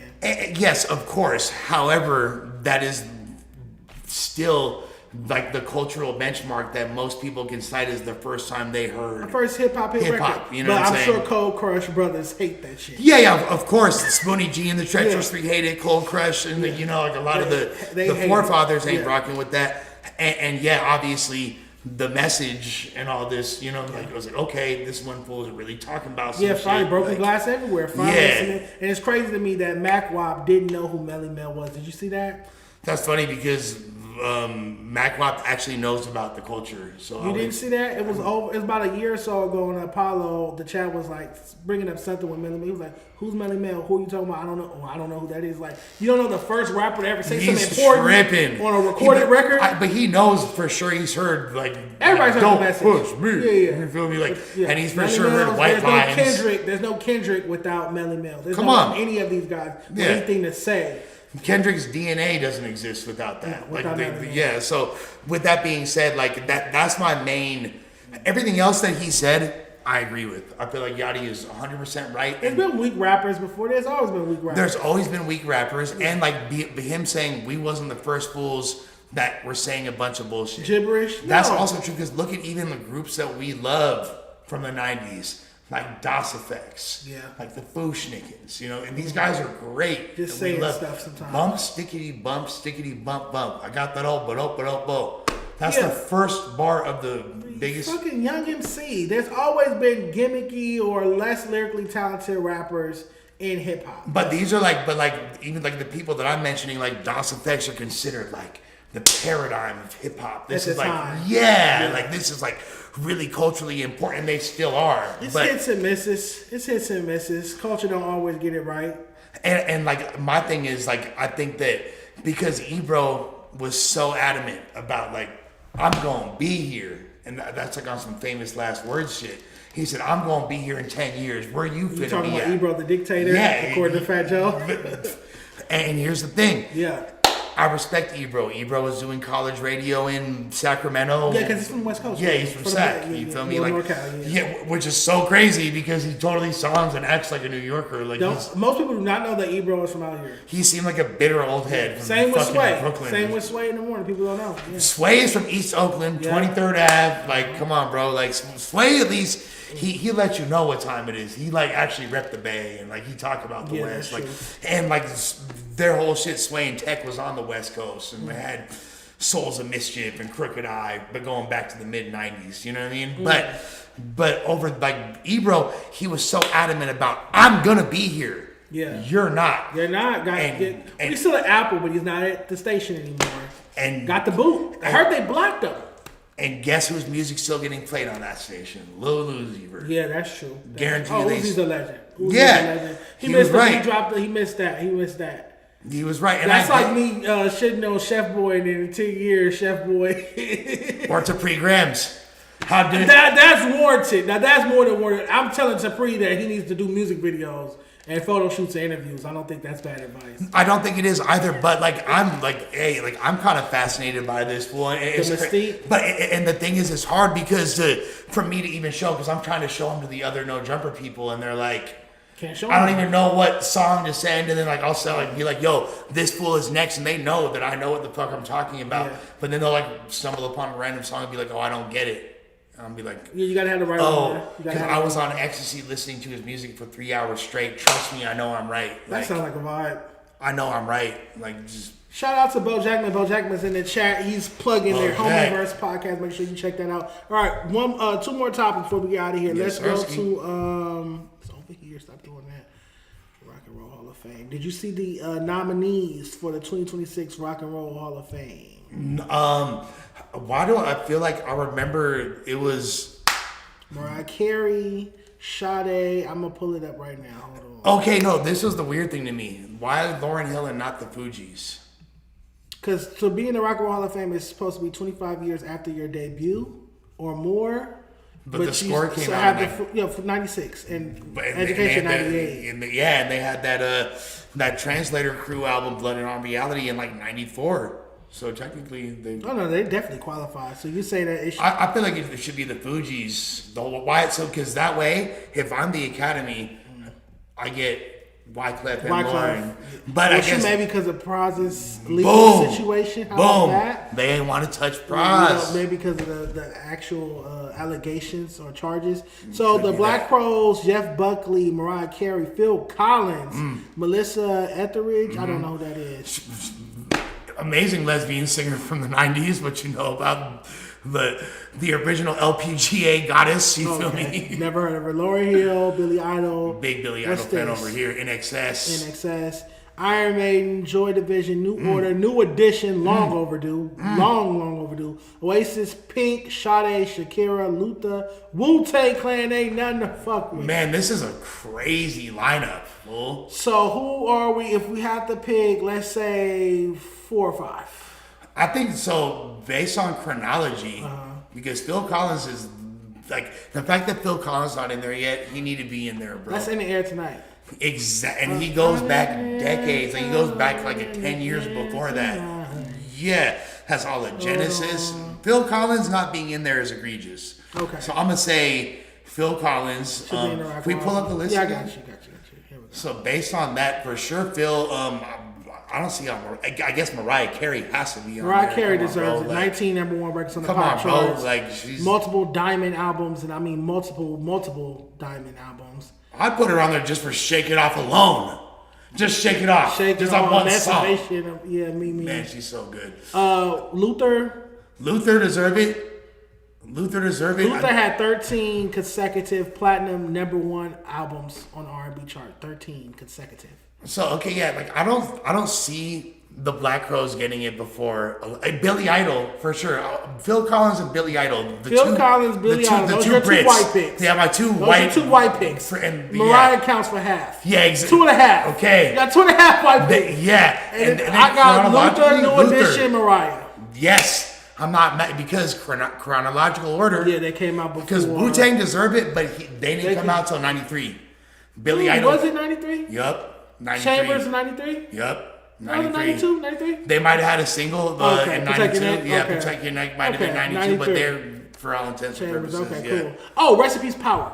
Rest in Peace Rest in Peace Power. Power of the mogul behind and the brainchild behind the Wu-Tang records. The fucking logo and everything. The branding. Speaking of branding, Rest in Peace Power. That's a branding goat. Yeah. That's a branding goat. Like him, Architect ASAP Yams, it's another one. Like absolutely. But yeah, I think that you pretty much nailed it because although I prefer Wu-Tang, Luther deserved that. No, you gotta give us Luther. Luther and Mariah. Would you say Mariah over Lauren for sure? Like yes, just because chronology. Because that and Lauryn Hill is overrated. Lauryn Hill Mariah wrote all her shit. Yes. How about that? Let's talk about it. How about Mariah wrote all her shit? Lauryn Hill had 5-6 writers that's still suing her to this day. Lauryn Hill gets gas. She gets gas. She had one phenomenal diamond selling 5-time Grammy winning album. And of course she was a member of Fugees, but she couldn't keep the torch going. Mariah from 1990 all the way up to the late 2000s, early 2010s, Mariah Carey was on fire. I love Lauryn Hill so much, but it's crazy to me. Mary J. Blige is already in the Rock and Roll Hall of Fame. Yeah. She got inducted the year before last, along with Salt and Pepper. The fact that Miseducation is so we just give that the pass and call it a hip hop album because she raps on 3 songs. It's neo soul. Yeah, it's like the fact that she has a duet with Mary D'Angelo. It's neo soul. Now I'm not gonna lie, Lauren rapping at her apex level is pretty much one of the best rappers of all time. But male or female, yeah. Yeah, male or female. And it's kind of like, it's funny because who else didn't write her own raps but was dope as fuck? Left Eye. And Who wrote for Left Eye? I mean, Left Eye, I'm pretty sure she had some help with her pen. I didn't know. Maybe she didn't, you know? Let me not misspeak. Let me not misspeak. I've never heard an allegation on Left Eye. You know what? Ain't no because you know what? You're right. Let me not put that on Lisa because I love her so much. Eve too. I got Eve on that list. I've never heard somebody say, "Well, I wrote for Eve." Eve, I'm pretty sure had writers. Who? X didn't write for Eve. No, but there's writers on that team. There's who? Somebody from D Block. I'll be honest with you. There's a lot of potential people that could have been. You think Sheik is writing Eve's bars? Remember, they had all those other guys, Infrared. There's a bunch of dudes that want like Infrared who wound up writing the All the Way Up hook and like you know. What about Rod Digger? What about Rod? She is an MC. Okay, Rod Digger. Rod Digger writes her own shit. Nobody's writing for Rod. Nobody. Put Rod on That's like literally the only one that's crazy because her ex-husband is one of the people that wrote for Lauren. Really? Yeah, Young Z. I didn't know that was from the Outsiders. Okay. You feel me? Him and Pace One were frequent collaborators of the Fugees from their inception. Shout out to Rod Digger, one of my favorites. Shout Flip to Mode. Yes. Yeah. All right, we're going to close out with a tweet of the week. Let's get to it. Send them super chats in before we get out of here, too, as well. Shoot it. All right. Yeah, I agree with. I know it's not a super chat, but I agree with the Erica Badu is greater than Lauryn Hill statement that. Well, Erica's like the queen of neo soul, if not her Jill Scott, but she's branded as the queen of hip hop soul, neo soul. Excuse me. Hey, you know what's hard about fucking Erica Badu? What? She came in the game, bro, with a 5%er anthem. That On and On song, she talking about 5%, like mathematics. Yeah. That's crazy for a mainstream record like that. She has too many. Fools had no clue what she was talking about. She's talking about manifesting God himself to me as like that. I don't know. And then think about this: DOC, Common, Andre 3 Stacks. Yep, she has the best lineup. Dead Prez, and fucking J Electronica. That's a roster of. Think about that posse cut right there. She's the greatest hip hop baby mama of all time. That is the craziest posse cut ever. She's better than Michelet. You feel me? Oh no, because Michelet was business partner. Yeah, well, Michelet is essentially the Death Row roster. Yeah, because she has the Tupac allegations as well. Dad's alleged that was low key what was a huge. Crunch of it, yeah, they alleged that. That was like the end. Yeah. Damn. Yeah. Shouts to Michelet, was one of my favorite singers. She's raw as fuck. And she was singing over Rest in Peace, Joelle. I love Joelle. She was fire. I love her interviews on Art of Dialogue. She always talked about how the West Coast was hard on a bitch. Okay, let me ask you this then. Yeah. Speaking of Art of Dialogue and West Coast interviews. Yeah. What do you think about Danny Boy? I like watching Danny Boy's content. Mm-hmm. When he first exposed that he had been sleeping with Mary J. Blige since he was 16 years old, I thought that was interesting. That story was interesting, how he got fired because he was a background singer for Jodeci in the 2000s, 2010s, but they fired him once he came out and alleged that. How he exposed Misa Hilton for sleeping with Suge Knight. Well, he's definitely been snapping, but what about, what do you think about the whole Snoop Dogg and Death Row thing? One, he was trying to pawn that chain. He wasn't taking that chain for to sure. clean. For sure. Danny Boy was trying to pawn that chain. You can clean that chain with some solution at home or a wet wipe or a damp towel. He was definitely getting it appraised. He was trying to sell that chain. Yeah. If you're in that financial situation, don't give me no $20,000, $30,000 chain. Give me the $20,000, $30,000 and give me a fake chain to wear in my music videos. How about that? And Snoop did give him $10,000 in a fake chain, to be fair. That's love. Like Reggie Wright, because I'm also a huge fan of Bomb First and been watching Reggie Wright content for years. Reggie Wright has a new video. He said it multiple times. He never recouped. Suge spent millions of dollars on Danny Boy, putting you up at a Peninsula Hotel. If you live in LA, you know about the Peninsula Hotel. Putting you up at a Peninsula Hotel for 2 years, a few $1,000s a month in allowances or whatnot, whatever you call per diem allowance, whatever you call it. All the money they spent on albums that never came out, just traveling, all of that stuff. They never recouped on Danny Boy. They never put out a hit record on Danny Boy. features, but never put out a hit record on Danny Boy. He was the quintessential uncredited hook guy of the 90s. You feel me? Like, and still couldn't steal the shine from Nate. Nate is still. I was gonna say, he was still running because Nate Dogg actually got credited. Right? Yeah, he's like, to me, Danny Boy's like the T-Fly versus Nate's the Ty Dolla $ign. Great comparison. So yeah, I feel like Danny Boy shouldn't be complaining about nothing. I don't feel like Snoop Dogg owes you. And then he's talking about he wants his masters. Masters to what? You can't get masters for a hook. Yeah, exactly. You want the you don't own that record. Yeah, it's not your record. You want to own I Ain't Mad at You? The hook, like you want to own Picture Me Rolling? Yeah, like I don't know. So yeah. But the whole allegations about Ray J was crazy. But he said that before. I've seen Wack allege that he walked into the studio, Danny Boy topping some dude off. Jewel got caught in the mix because Danny Boy said Jewel sucked him up when he was still underage. But Jewel said, I see him pull out a driver's license before, so I thought he was grown. And shouts to Jewel for admitting to topping. She was honest in that interview. She's like, yeah, I did it, but I thought he was grown. I'm sure Mary thought he was grown. And he had a kid. And he was rolling around with a bunch of girls. Why was he with y'all? Like, Danny Boy, don't act like you felt violated by fucking Mary J. Blige. Come on, bro. I wish she did that to me when I was a kid. They probably thought you was grown. You had a kid. You was hanging out with all these grown rappers. Everybody probably thought he was an adult. I ain't mad at you. He wants the masters. All right, we're going to close out with this. This is the tweet of the week. It is from... hold on. It is from Sir Michael Rocks. Mm-hmm. Cool kids. Absolutely. I love Dat Piff, made history, and helped countless artists, but who is tweeting for them? They got to stop. Have you been seeing Dat Piff's tweets? No. So Dat Piff has been going on a Twitter rant. Let's pull up their... Really? Yeah, let's pull it up. Why not? That archive is so crucial. There's such a time period.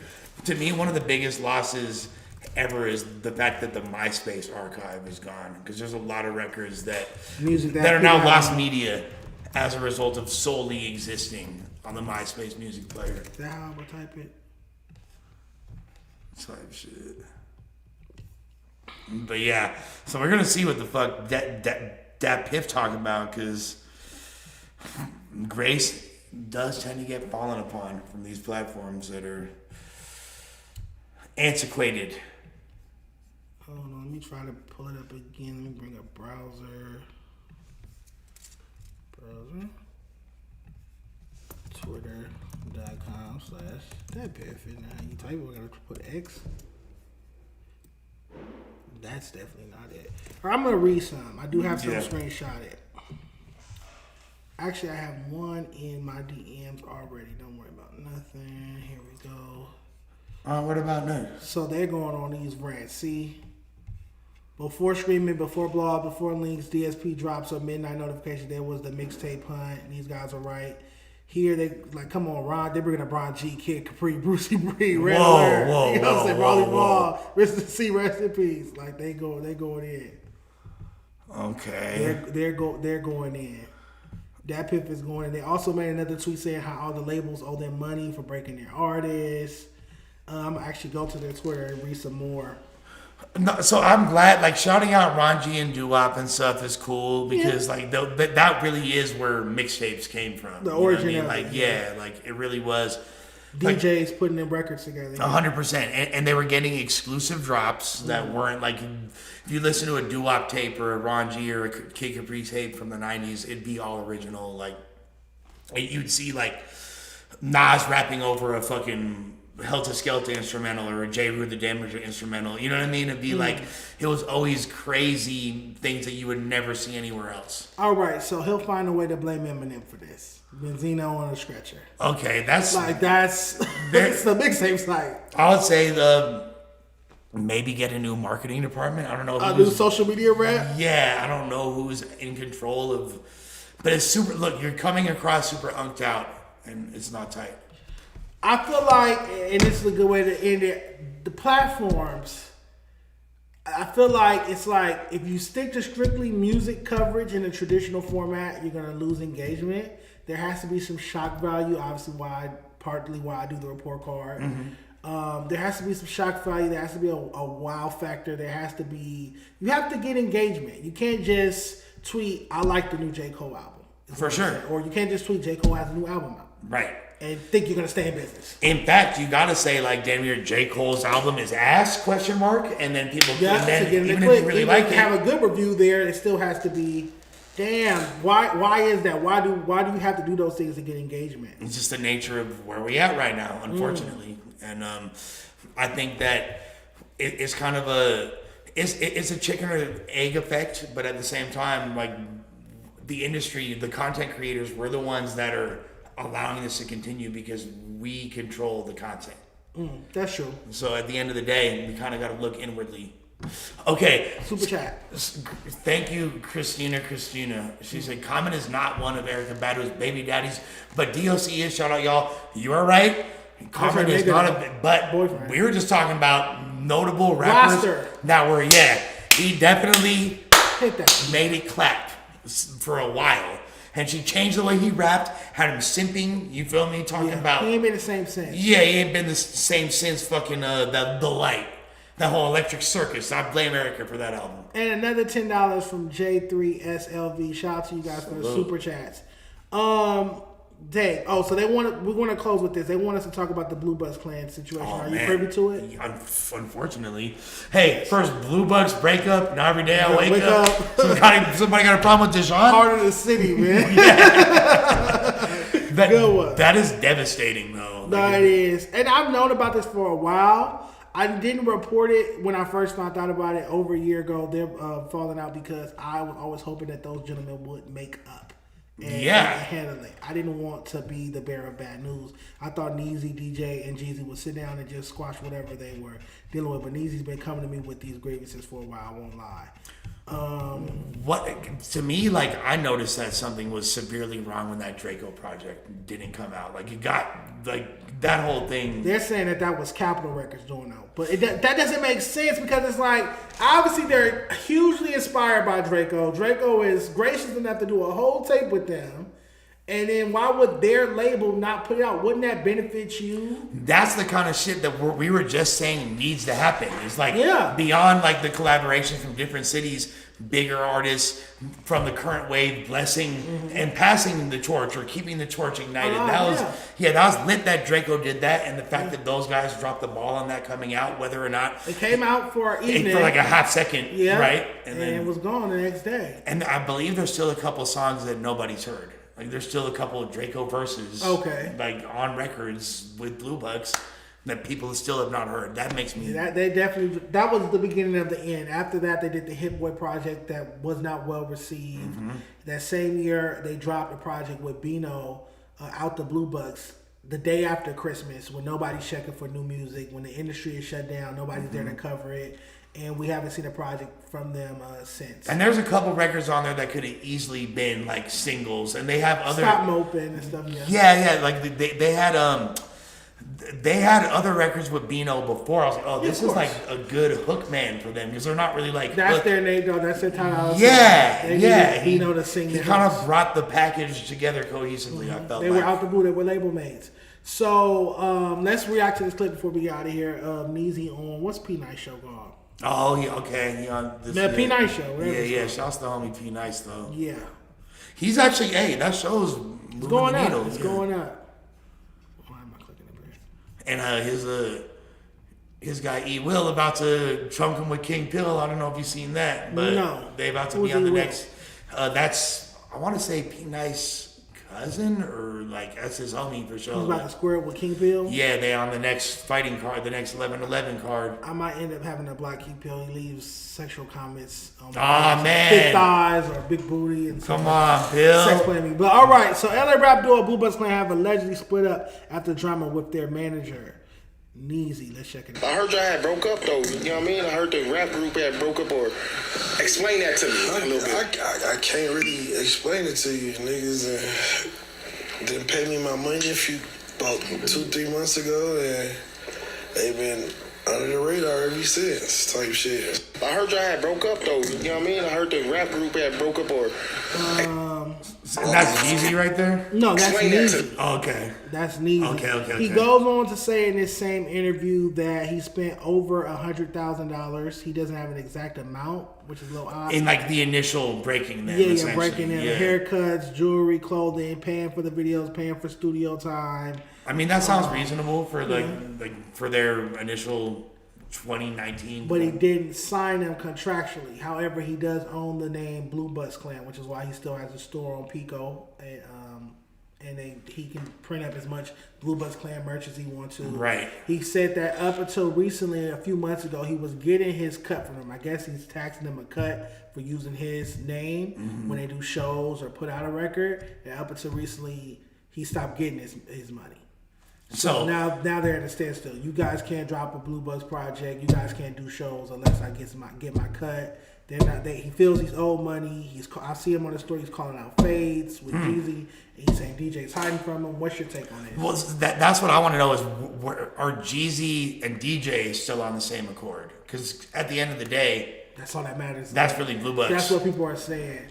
I know that DJ and Jeezy are putting out solo music now. I feel like that's the only music that they could release at the moment. DJ just dropped a record like 3 days ago. Jeezy's doing features with everybody. You've been seeing Jeezy do a lot of solo features without DJ.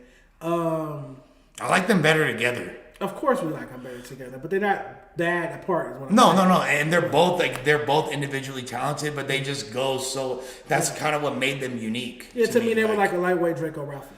Yeah, exactly. They're like a less threatening, which could actually have made them more commercially viable. Yeah. Damn near like a Black Shoreline Mafia. Okay, I agree. That was their contemporary. I think that right there has potential to. They could have been one of those groups on a imaging level and just overall that really could have transcended LA. Outside of LA, and to see them fall out. And I don't know if individually, and they're both dope as fuck, but I don't know if they really have that it factor individually to. No, they're both. I feel like they're both kind of dry and as personalities, they don't have the bubbly personality that's needed in this ecosystem or marketplace, and also their stage presence is bad. I used to always get on Blue Bus about their stage presence. I like but beyond their stage presence, Mike could use improvement, and that's where Shoreline shines because they have incredible stage presence. Yeah, great performers. But then you look at, I feel like the fun element, my favorite Blue Bucks era is when they had songs like "Hated Here." That's my favorite Blue Bucks song. Okay. And, you feel me? Love It Here, Hate It Here. Yeah, you got the fucking rolls on Granny's lawn. Allegedly that was Neezy's rolls, but go ahead. But still, right there, it looked it and felt super authentic, and just the way they bounced off each other in the booth with the punchlines. You could tell it was really organic, and there wasn't, you know what I mean, just natural. They're just in here having fun. When they make their music on their own, they got to recapture that same vibe somehow. It's a void. Yeah, they don't hit the same. What I'm hoping is that it's damn. Do you just tell them niggas to meet up and fight and get it over with? So I would love to see, because the thing is, think about this. Now, Shoreline went their other directions. Yeah. And then they came back together. Only 2 members. Sans a few guys. Yeah. But regardless, they're doing better than they. And I'm a Rob Vicious fan. I thought Master Kato was cool. But it's clear that OGZ and Phoenix were doing the heavy lifting in that group. You know what I'm saying? So, I don't think, although, I would have been juiced to hear a couple Rob Vicious verses here and there. Rob was nice. I thought so. Yeah. I actually really liked that Traplantic project he had. Yeah.